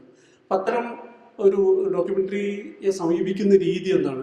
മറ്റേ ഫിക്ഷൻ തികച്ചും വ്യത്യസ്തമായ രീതിയിലാണോ, അതോ നമുക്ക് വളരെ റിസർച്ച്ഡായിട്ട് നമുക്ക് താല്പര്യമുള്ള കാര്യം ഉദാഹരണത്തിന് ഇപ്പോൾ കലാമണ്ഡലം ഗോപിയാശാനെ കുറിച്ച് സിനിമ ചെയ്യുമ്പോൾ അപ്പോൾ അതൊരു ഒരു ആക്ടർ നമ്മളെങ്ങനെ സമീപിക്കുന്നു എന്നുള്ളതാണ്. കഥകളി കണ്ട പരിചയമുണ്ടാവും. സിനിമയിലേക്ക് അത് പകർത്തുമ്പോൾ നമ്മൾ സിനിമയുടെ ഒരു ഡ്യൂറേഷൻ്റെ അകത്തേക്ക് ഇത്ര വലിയൊരു കലാരൂപത്തെ ഒതുക്കേണ്ട ഒരു കൂടിയാട്ടത്തെക്കുറിച്ച് ഡോക്യുമെൻ്ററി ചെയ്തിട്ടുണ്ട്. ഈ സമീപനങ്ങളെക്കുറിച്ച് എങ്ങനെ ഡോക്യുമെൻ്ററി എടുക്കുക എന്ന് പറയുന്നതിൻ്റെ ഒരു ഒരു ഒരു എങ്ങനെയാണ് അതിനെ സമീപിക്കുന്നത്, എന്താണ് കഥാചിത്രങ്ങൾ തികച്ചും വ്യത്യസ്തമാണോ അത് പ്രക്രിയയെക്കുറിച്ച്? ശരിക്കും ഡോക്യുമെൻ്ററിയാണ് എൻ്റെ ഈ ഫിലിം ഇൻസ്റ്റിറ്റ്യൂട്ടിൽ പഠിച്ചിറങ്ങിയതിന് ശേഷം ഒരു ഫിലിം മേക്കർ എന്നുള്ളതിൽ എന്നെ സിനിമയെ സംബന്ധിച്ച് എല്ലാ പണിയും ചെയ്യാനായിട്ട് എനിക്ക് ട്രെയിനിങ് തന്ന ഇടം ഡോക്യുമെൻ്ററീസാണ്. കാരണം സിനിമ എല്ലാം പഠിച്ചിട്ടുണ്ട്, അതേ സംഗതിയൊക്കെ അറിയാം. പക്ഷേ ക്യാമറ സ്വയം പിന്നെ ഹാൻഡിൽ ചെയ്യാനായിട്ട്, അല്ലെങ്കിൽ എഡിറ്റിങ് സ്വയം ചെയ്യാനായിട്ട്, അല്ലെങ്കിൽ പിന്നെ സൗണ്ട് റെക്കോർഡ് ചെയ്യാനായിട്ട് തുടങ്ങി ഫിലിം മേക്കിങ്ങിനെ സംബന്ധിച്ച് എല്ലാം സ്വയം ചെയ്യാനും അതിനെപ്പറ്റി ചെയ്യാനുള്ളൊരു ശരിക്കുള്ള ട്രെയിനിങ് എനിക്ക് കിട്ടിയത് സ്വയംവരം ചെയ്യുന്നതിന് മുമ്പ് തന്നെ ആ രീതിയിൽ ഞാൻ സ്വയം തയ്യാറായത് അങ്ങനെയാണ് ഡോക്യുമെൻ്ററി തരത്തിലാണ്. ഒന്നത്. രണ്ട്, അതൊരു ഉപജീവന മാർഗം കൂടെ ആയിരുന്നു. കാരണം ഇൻസ്റ്റിറ്റ്യൂട്ടിൽ നിന്ന് പഠിച്ച് പാസ്സായി 65 പാസ്സായിട്ട്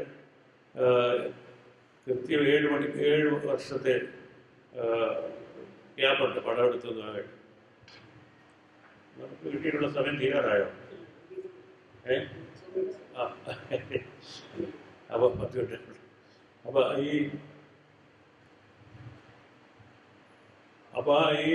ആ ഒറ്റ കാരണം കൊണ്ട് തന്നെ ഡോക്യുമെൻ്ററികൾ എടുക്കാൻ നിർബന്ധനായി. പിന്നൊന്ന്, ക്ലാസിക്കൽ ആർട്ട് ഫോംസിനെ പറ്റി ചെയ്യുന്ന പടങ്ങൾ അതെന്നെ സംബന്ധിച്ചിടത്തോളം എനിക്കൊരു വലിയ ഒരു ലേണിംഗ് ആയി. ഒരു ഇതിനെപ്പറ്റിയെല്ലാം വളരെ കൃത്യമായിട്ട് ഇതിനെ പഠിച്ചതിന് ശേഷമാണ് ഈ പടങ്ങളെല്ലാം എടുത്തിട്ടുള്ളത്. അതിൻ്റെ ഉള്ളിൽ ശരിക്കും ഒരു ഡോക്യുമെൻ്ററിയാണ് എടുക്കുന്നതെങ്കിലും എങ്ങനെയാണ് അതിനെ ഹാൻഡിൽ ചെയ്യേണ്ടതെന്നുള്ളത് അതിൻ്റെ ഉള്ളിൽ നിന്ന് വരണം. അത് നമ്മൾ പഠിച്ചെടുത്ത് ഉള്ളിൽ നിന്ന് വരുന്ന ഒരു തീം അനുസരിച്ചിട്ടാണ് എഴുതും. സ്ക്രീൻപ്ലേ എഴുതുന്നത് മറ്റേ പടത്തിൻ്റെ ഫീച്ചർ ഫില്ല് ചെയ്യുന്നത് പോലെ അല്ല, മറിച്ച് വ്യത്യാസമുണ്ട്. ഈ പറഞ്ഞതുകൊണ്ട് എന്തെങ്കിലും അവിടെ ആ സമയത്ത് സംഭവിക്കും എന്ന് പറഞ്ഞ് നമുക്ക് നോക്കാൻ ഇല്ല. പലപ്പോഴും നമ്മൾ ശ്രമിക്കേണ്ടത് ആ കലാരൂപത്തിൻ്റെ ആത്മാവ് കണ്ടെത്താനാണ്. അതെന്താണ് എസെൻഷ്യലി, അതെന്താണ് ആ കലാരൂപം ചെയ്യുന്നത്, അത് ചെയ്യാനായിട്ട്. ഉദാഹരണം മോഹിനിയാട്ടം ചെയ്യുന്നു. മോഹിനിയാട്ടം അതിൻ്റെ ഭംഗിയാണ്. അതിൻ്റെ ഭംഗി കണ്ടുകൊണ്ടിരിക്കുന്ന അവർക്ക് ഭംഗി തോന്നിയാൽ മതി. ഇത്രയും മനോഹരമാണ് ഈ നൃത്തരൂപം എന്ന് അവർക്ക് തോന്നണം. അത് മനസ്സിലായിരിക്കണം, ആ അനുഭവം പകരുകയാണ്. അതിനുവേണ്ടിയാണ് എല്ലാ ശ്രമം ചെയ്യുന്നത്. അത് എവിടെ ഉള്ളിൽ യാത്ര ചെയ്ത് പോകാനും തയ്യാറായിരുന്നവരെ പല കേരളത്തിൽ അന്ന് പോയിട്ടുണ്ട് ഇത് ചെയ്യാൻ വേണ്ടിയിട്ട്. അപ്പോൾ അതുപോലെ തന്നെ കൂടിയാട്ടത്തെ പറ്റി എടുക്കപ്പെടും. കേരളത്തിലുള്ള സകല പിന്നെ കൂത്തമ്പലങ്ങളും തൃശ്ശൂർ ഉൾപ്പെടെയുള്ള സകല കൂത്തമ്പലങ്ങളും പോയി നോക്കിയിട്ട് ഏറ്റവും മനോഹരമായ ഒരു കൂത്തമ്പലം കണ്ടത് പിന്നെ കോട്ടയത്തിനടുത്തുള്ള ചെങ്ങന്നൂരില്ല, പിന്നെ കിടങ്ങുന്നൂർ എന്ന സ്ഥലത്ത്. അങ്ങനെ നമ്മളത് ചെയ്യുമ്പോൾ ഏറ്റവും ഓതൻറ്റിക് ആവുന്നത് അത് ചെയ്യുന്നതിന്. കൂത്തമ്പലം എന്ന് പറഞ്ഞത് പിന്നെ ഒരു വളരെ സ്പെഷ്യലായിട്ടൊരു ഇടമാണ്. കേരളത്തിൻ്റേതായിട്ട് അഭിമാനിക്കാവുന്ന ഒരു വലിയൊരു തിയേറ്ററാണ്. അതിൻ്റെ സ്ട്രക്ചറും അതിൻ്റെ അക്കൗസ്റ്റിക്സും ഇതെല്ലാം. അപ്പോൾ അതിൻ്റെ ഏറ്റവും നല്ലതാണ് നമ്മളത് ഉപയോഗിച്ചിട്ട് ചെയ്യുന്നത്. പലപ്പോഴും പക്ഷേ കൂത്തമ്പലം ഇപ്പോഴേ കുടിയാട്ടമൊക്കെ സാധാരണ സ്റ്റേജിൽ വന്ന് പെർഫോം ചെയ്യും. പക്ഷേ ശരിക്കുമുള്ള കൂത്തമ്പലം അതിൽ എല്ലാ മാസ്റ്റേഴ്സും വരണമെന്നുണ്ട്. ആ സമയത്ത് എല്ലാ മാസ്റ്റേഴ്സിനെയും നമ്മൾ ബന്ധപ്പെടുന്നു. അവരാണ് അതിനകത്ത് അവതരിപ്പിച്ചിരിക്കുന്നത്. അതിൽ 1-2 പേരൊന്നും ഇപ്പോഴില്ല. ശരിക്കും അത് ഡോക്യുമെൻറ്റേഷനാണ്. ശരിക്കും ഒരു ഭാഗത്ത്, വേറൊരു ഭാഗത്ത് ആ കലയെ ശരിക്കും അതിൻ്റെ ഉള്ളറിഞ്ഞിട്ടുള്ള ഡോക്യുമെൻറ്റേഷൻ്റെ വെറുതെ ഷൂട്ട് ചെയ്യുക എന്നുള്ളതേ ഉള്ളൂ. അതല്ല, അതിൻ്റെ പുറമല്ല, അതിൻ്റെ അകമാണ് നമ്മൾ നോക്കുന്നത്. ഏത് സിനിമയുടെ ഒരു പ്രത്യേകത, നമ്മൾ പുറം കാണിച്ച് അകം പുറം വിവരിച്ച് അകത്തേക്ക് കയറണം. അതാണ് നമുക്ക് കേട്ടത്. അപ്പോൾ അതിന് പിന്നെ ഇത് എന്നെ സംബന്ധിച്ചുള്ള വലിയൊരു ലേണിംഗ് പ്രോസസ്സായിരുന്നു. ഈ ഓരോ പടം ചെയ്യുമ്പോഴും മോഹിനിയാട്ടത്തെ പറ്റി അത് ചെയ്തുകൊണ്ടിരുന്ന കാലം എനിക്ക് മോഹിനിയാട്ടത്തെ പറ്റി എല്ലാം അറിയാമായിരുന്നു. എല്ലാ അടവുകളും അറിയാമായിരുന്നു.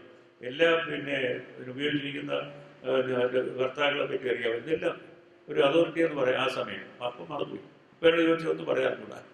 ആ സമയത്തേ ഉള്ളൂ, ആ സമയത്ത് കൃത്യമായിട്ട് പഠിച്ചിരിക്കും.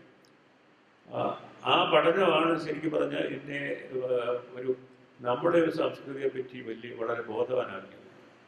എന്തുകൊണ്ട് കൂടിയാട്ടം പോലുള്ള ഒരു കലാരൂപം, എന്തുകൊണ്ട് കഥകളി, എന്തുകൊണ്ട് മോഹിനിയാട്ടം, എന്തുകൊണ്ട് ഇത് കേരളത്തിലുണ്ടായി, വേറെ എവിടെയെങ്കിലും ഉണ്ടായിപ്പെടാൻ? എന്തുകൊണ്ടാണ്? കേരളീയർക്ക് ഏറ്റവും അഭിമാനിക്കാവുന്ന കലാരൂപങ്ങൾ, അത് നമുക്ക് യാതൊരു മാറ്റവും വരാതെ വരികയാണ്. കഥകളിയുടെ കാര്യത്തിൽ നേരെ തിരിച്ചാണ്. കഥകളി ഉണ്ടായ കാലത്ത് നിന്നൊക്കെ എത്രയോ പുരോഗമിച്ചു.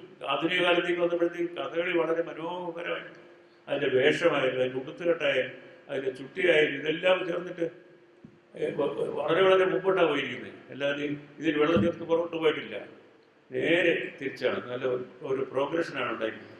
ഇതൊക്കെ നമ്മൾ ഇതിനോട് ചേർന്ന് നിന്ന് പഠിച്ചാൽ മാത്രമേ നമ്മൾ മനസ്സിലാക്കുള്ളൂ. നമ്മുടെ റോളെന്ന് പറയുന്നത് ഇത് കൃത്യമായിട്ട് ആവാഹിച്ചെടുക്കുക. ആളുകൾക്ക് പക്ഷേ ഇനിയുള്ള ഭാവിയിലേക്ക് കൂടിയാട്ടത്തിൻ്റെ ഷൂട്ടിങ് 10 മണിക്കൂറുണ്ട് ആ പടം. പക്ഷെ അവർക്ക് യുനെസ്കോ ആവശ്യപ്പെട്ടിട്ടാണ് ചെയ്തത്. അത് ചുരുക്കി 3 മണിക്കൂർ അതിലൊരു വെർഷൻ ഉണ്ടാക്കി. അപ്പോൾ യുനെസ്കോ ചോദിച്ചു, ഒരു 2-3 മിനിറ്റിൽ ഇത് ചെയ്ത് കൊടുക്കാൻ പറ്റും. അവരുടെ ഡയറക്ടർ ബോർഡിനെ കണ്ടിട്ട് വേണം. വലിയൊരു റെക്കഗ്നേഷൻ അതിൽ വന്നത് അങ്ങനെയാണ്. അപ്പം ഞാൻ അവരോട് പറഞ്ഞു, നിങ്ങൾക്ക് ഇതിനകത്തുനിന്ന് ഏതെങ്കിലും ഭാഗത്തുനിന്ന് 1.5 മിനിറ്റ് കണ്ടോളാം. അതേ പറ്റുള്ളൂ, അത് ചുരുക്കം ഒക്കെയല്ല. കൂടിയാട്ടത്തിൽ ധാരണ ഇല്ലാത്തത് പറഞ്ഞാൽ. അപ്പം അങ്ങനെ ഞങ്ങൾ ഇതിനെ ഒരു അപ്രോച്ച് അതാണ്. ഈ ഓരോ അതിൽ കിട്ടുന്ന പ്രതിഫലത്തിന് അപ്പുറമായിട്ടായിരുന്നു എനിക്കത് കിട്ടിയ ഒരു വലിയൊരു ആത്മീയമായിട്ടുള്ള സംതൃപ്തി. ഞാൻ ഈ ഓഡിയൻസിൻ്റെ അടുത്തേക്ക് പോകുന്ന 2 വളരെ ക്വിക്കായിട്ടുള്ള ക്വസ്റ്റ്യൻസ്. ഒന്ന്, ഇപ്പോൾ കഴിഞ്ഞ ഒരു 10-20 വർഷത്തിനിടയിൽ സിനിമയിൽ സംഭവിച്ചിട്ടുള്ള ഏറ്റവും വലിയ വിപ്ലവം എന്ന് പറയുന്നത് അനലോഗ് എന്ന ഡിജിറ്റലിലേക്കുള്ള മാറ്റമാണ്. അത് വളരെ വലിയ സ്വാതന്ത്ര്യം കാണുന്നുണ്ട്. വെച്ചാൽ ഡിജിറ്റൽ നിങ്ങൾക്ക് ധാരാളം ഉപയോഗിക്കാം, മറ്റേതുമാതിരിയുള്ള ഈ സെല്ലോട് ഉപയോഗിക്കുമ്പോൾ ടെൻഷനില്ല. അപ്പോൾ നിങ്ങൾ ഒരർത്ഥത്തിൽ അത് ഭയങ്കര അശ്രദ്ധ ഉണ്ടാക്കുന്നുണ്ട്, ആധിക്യം ഉണ്ടാക്കുന്നുണ്ട്, മറുവശത്ത് ഒരു സ്വാതന്ത്ര്യം നൽകുന്നുണ്ട്. അടൂർ എങ്ങനെയാണ് അതിന് കാണുന്നത്? അതിൽ കൂടുതൽ ഒരു സംവിധായകന്, ഒരു സൃഷ്ടാവിന് സ്വാതന്ത്ര്യം നൽകിയിട്ടുണ്ടോ ഡിജിറ്റലായിട്ടുള്ള ഒരു സാങ്കേതിക വിദ്യ? അത് നിങ്ങൾക്ക് എങ്ങനെ വേണമെങ്കിൽ ഒരു ദൃശ്യത്തെ മാനിപ്പുലേറ്റ് ചെയ്യാനുള്ള സാഹചര്യങ്ങളുണ്ട്, അനലോഗ് പോലുള്ള പരിമിതികളില്ല. ഇപ്പോൾ ഡിജിറ്റലിൻ്റെ ഒരു സ്വാതന്ത്ര്യമായിട്ടാണോ കാണുന്നത്? അതിൻ്റെ ഏറ്റവും വലിയ മാറ്റം എന്ന് പറയുന്നത് ഫിലിമിൽ പ്രോസസ്സിങ് ഇല്ലേ വേണം. ഫിലിമിൻ്റെ ഏറ്റവും പ്രധാനപ്പെട്ട ഫിലിം മേക്കിങ്ങിലെ പ്രധാനപ്പെട്ട ഘടകം എന്ന് പറയുന്നത് പ്രോസസ്സിങ്ങാണ്. ആ പ്രോസസ്സിങ് എടുത്ത് മാറ്റിയപ്പോഴുണ്ടായ കുഴപ്പത്തെ പറ്റിയാണ്. ഈ പടം എടുക്കുന്നവർക്കെല്ലാം അവർക്കും ഒരു പ്രോസസ്സിങ് ഇല്ല. നേരിട്ട് പോയൊക്കെ ചെയ്യാം, ആർക്ക് വേണമെങ്കിലും, ക്യാമറമാൻ ഉൾപ്പെടെ ഒന്നും അറിയേണ്ട ആവശ്യമില്ല. കോമ്പസിഷനെ പറ്റി അറിയേണ്ട, കളക്ഷനെ പറ്റി അറിയാം, ഒന്നും വേണ്ട. ഇതൊന്ന് ആര് ചെയ്യാനും കുഞ്ഞിൻ്റെ കൊടുത്താലും എൻ്റെ സെൽഫോണിൽ പടം ഷൂട്ട് ചെയ്യാറുണ്ട്, ഞാൻ ചെയ്തിട്ടുണ്ട്. അതിൻ്റെ ആവശ്യമുള്ളൂ. ഒരു വലിയ ക്യാമറ വാടക കൊടുത്തിട്ട് 50,000 രൂപയുടെ വാടക ഒരു ദിവസം കൊടുക്കുന്ന ക്യാമറ കൊണ്ടുവന്നിട്ടാണ് ഷൂട്ട് ചെയ്യുന്നതിൻ്റെ ആവശ്യമില്ല. 1000 രൂപ ചിലവത്തില്ല ഇത് വെച്ച്. അങ്ങനെ ഒരു ഭാഗമുണ്ട്. അപ്പോൾ അതുകൊണ്ട് ഇതിനോടുള്ള സമീപനം വളരെ ഉദാസീനമായി. ഇതിനെപ്പറ്റി പഠിക്കണമെന്നോ ഇതൊരു കലാരൂപമാണെന്നോ സിനിമ ആർക്കും എടുക്കാം. പണ്ട് ഇത് സ്പാനിഷ് ഫിലിമേറ്റർ ഉണ്ടല്ലോ, അടുത്തകാലത്ത് മരിച്ചത് കാർലോസ് സൗര തിരുവനന്തപുരത്ത് വന്നപ്പോൾ പറഞ്ഞൊരു കാര്യമുണ്ട്. അത് പറഞ്ഞു, it's very easy to make films, but it is very difficult to make a good film എന്ന് പുള്ളി 2ാമത്തെ സെൻറ്റൻസിൽ പറഞ്ഞു. വളരെ സത്യവാദം. അതിനോട് ഞാൻ ഒന്നുകൂടെ ചേർക്കുന്നു, it very easy to make films, it is a lot difficult to make people see it. ആളുകളൊന്ന് കാണേണ്ടത്. പടം എടുത്താൽ മാത്രം പോരല്ലോ, അത് വളരെ അതിനേക്കാളും പെട്ടതരമായ സംഗതിയാണ്. ഒരു ചോദ്യം കൂടി ചോദിക്കേണ്ടത്, ഇന്നത്തെ കാലത്ത് ഒരുപക്ഷെ ഇപ്പോൾ ഇന്ത്യൻ ന്യൂ വേവ് സിനിമകൾ, നിങ്ങളൊക്കെ സിനിമ ഉണ്ടാക്കുന്ന സമയത്ത് ഒരുപാട് സിനിമകളെ പ്രോത്സാഹിപ്പിച്ചത്, അല്ലെങ്കിൽ പല രീതിയിൽ ഫിനാൻഷ്യലായി പ്രോത്സാഹിപ്പിച്ചത് എല്ലാം ഫിലിംസ് ഡിവിഷൻ പോലുള്ള ഭരണകൂടത്തിൻ്റെ സ്റ്റേറ്റ് ഏജൻസീസ് ആയിരുന്നു, അക്കാഡമീസ് ആയിരുന്നു.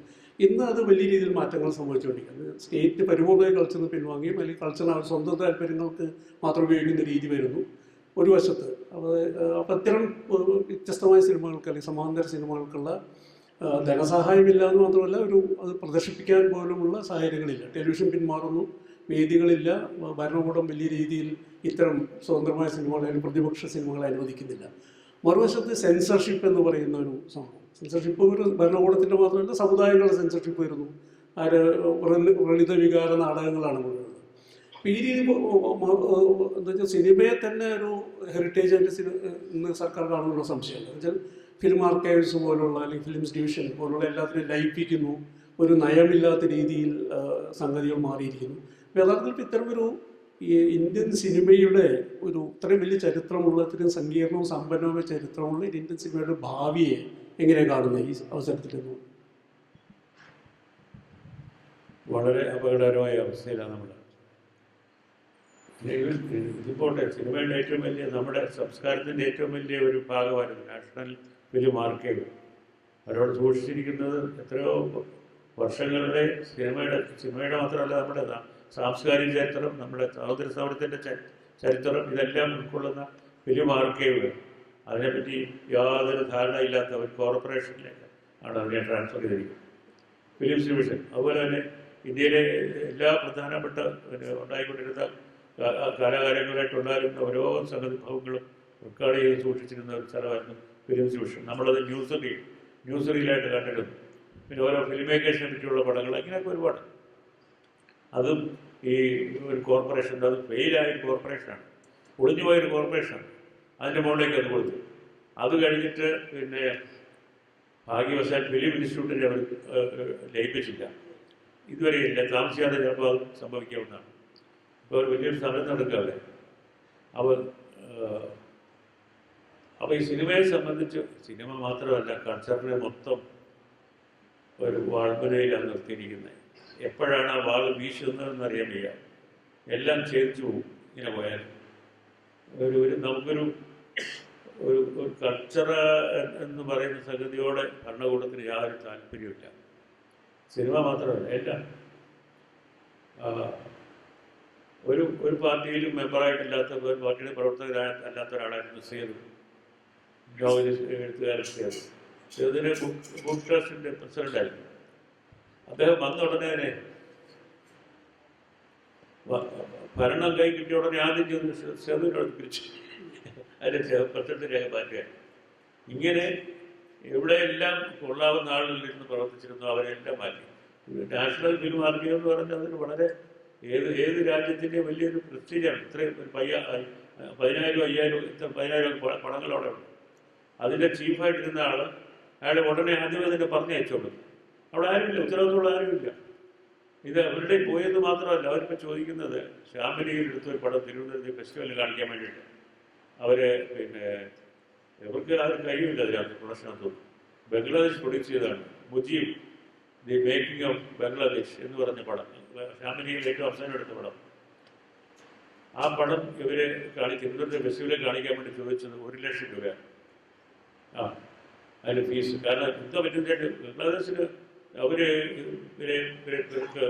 സർക്കുലേറ്റ് ചെയ്യാനൊന്നും അവർ നിയമിച്ചിട്ടുണ്ട്. അപ്പം ആർക്കൈവ് ആയാലും മറ്റ് ഫിലിംസ് ആയാലും അവരുടെ കൈ വന്നു കഴിഞ്ഞാൽ അത് ബിസിനസ് ചെയ്യണമെന്ന് മാത്രമേ. അത് പറ്റി ബിസിനസ് എം എ എടുത്ത ആളുകളുണ്ടല്ലോ, ബിസിനസ്സിൽ എം എ അല്ലെങ്കിൽ ബിസിനസ് മാനേജ്മെൻറ്റിലൊക്കെ ബിരുദമുള്ള അവരുടെ കയ്യിലായിട്ടുണ്ട്. അവർക്ക് ഇതിനെപ്പറ്റി ഒന്നും ഒരു ധാരണയില്ല. അവരാണ് ഇപ്പോൾ ഇതെല്ലാം റൺ ചെയ്യുന്നത്. അപ്പോൾ 10 കാശ് ഉണ്ടാകണമെന്നാണ്. അതാണ് അതിൻ്റെ ഒരു ചോദ്യങ്ങൾക്ക് 5 മിനിറ്റ് സമയം. ആർക്കെങ്കിലും ചോദ്യങ്ങൾ ചോദിക്കണമെങ്കിൽ പ്ലീസ്.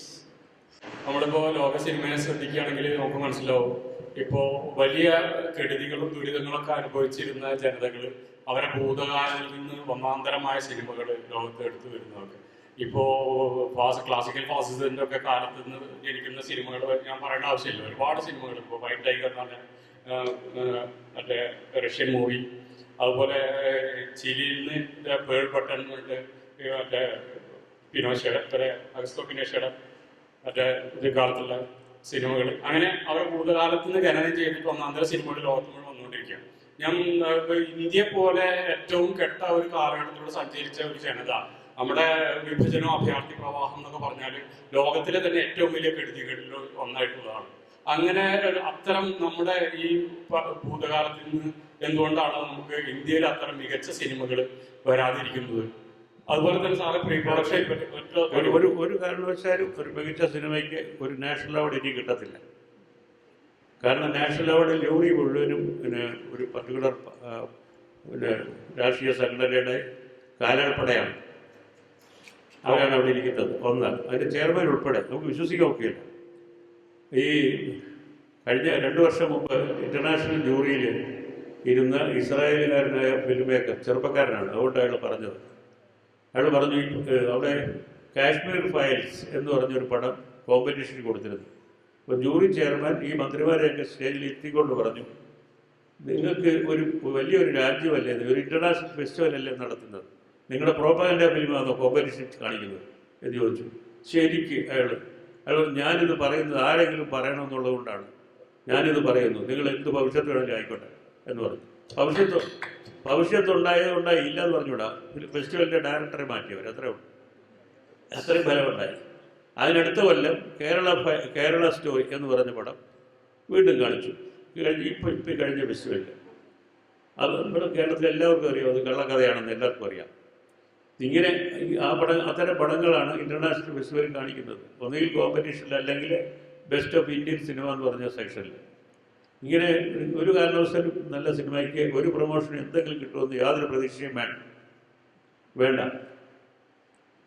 ഭാഗ്യവശാൽ ഞങ്ങളെപ്പോലുള്ളവരെ ഒരുമാതിരി അവരുടെ ജീവിതങ്ങൾ ജീവിച്ചു തീർന്നുകൊണ്ടിരിക്കുന്ന സമയമാണ്. അതുകൊണ്ട് എനിക്ക് ഈ ഭാവിയെ പറ്റി വലിയ പ്രതീക്ഷയൊന്നുമില്ല. അവസാനത്തെ ചോദ്യം, സമയമില്ല, ഒന്ന് ചുരുക്കി ചോദിക്കണേ.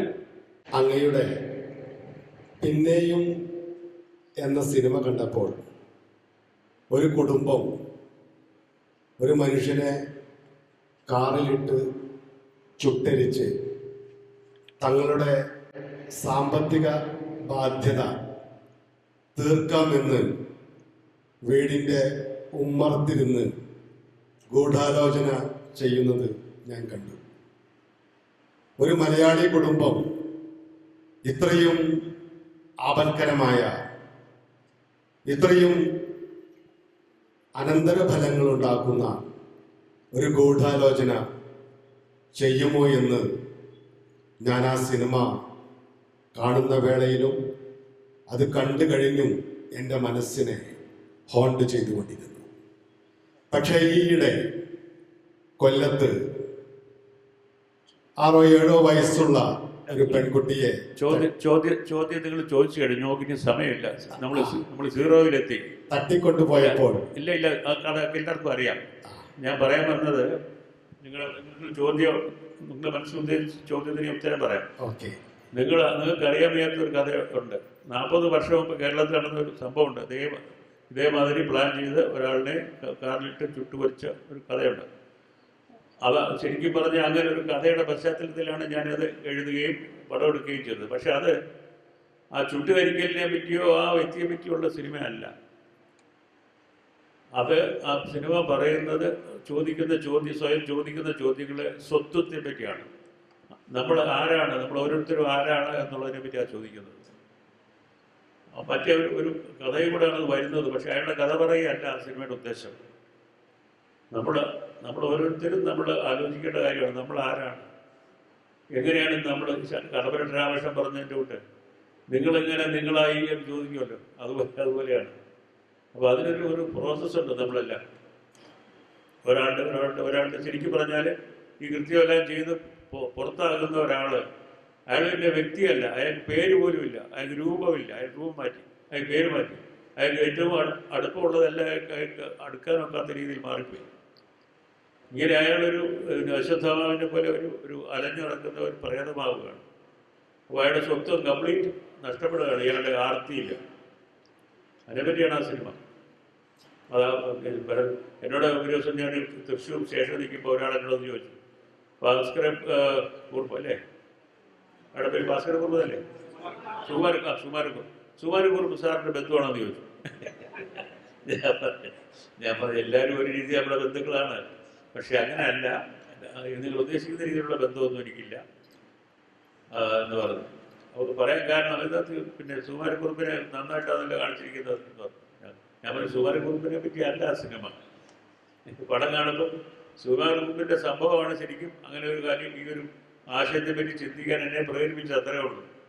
അതിനെപ്പറ്റിയല്ല സിനിമ. അയാളെ നല്ലവനാക്കാനോ ചീത്തയാക്കാനോ അല്ല സിനിമ എടുത്തിരിക്കുന്നത്. എനിക്ക് തോന്നുന്നു നമ്മൾ സമയം അതിക്രമിച്ചിരിക്കുന്നു. തീർച്ചയായിട്ടും ധാരാളം ചോദ്യങ്ങൾ ചോദിക്കാനുണ്ട്. നമുക്ക് ഒരു പക്ഷേ വേദിക്ക് പുറത്ത് തുടരാം. ഇതിൽ ഇത്ര നേരം നമ്മളുടെ കൂടെ ചെലവഴിച്ചതിനും ചോദ്യങ്ങൾക്ക് വളരെ രസകരമായിട്ടുള്ള, എനിക്ക് ഒരുപാട് ചലച്ചിത്ര വിദ്യാർത്ഥികൾക്ക് പ്രയോജനപ്രദമായ രീതിയിലാണ് ഈ സംഭാഷണം ആലോചിച്ചത്. തീർച്ചയായിട്ടും അതുണ്ടായി എന്ന് എനിക്ക് തോന്നുന്നു. ഇത്തരം സമയം ചെലവഴിച്ചതിന് നന്ദി. ഇത് ക്ഷമയോടെ കേട്ടിരുന്ന എല്ലാവർക്കും ഒരുപാട് കൂടി നന്ദി പറഞ്ഞു.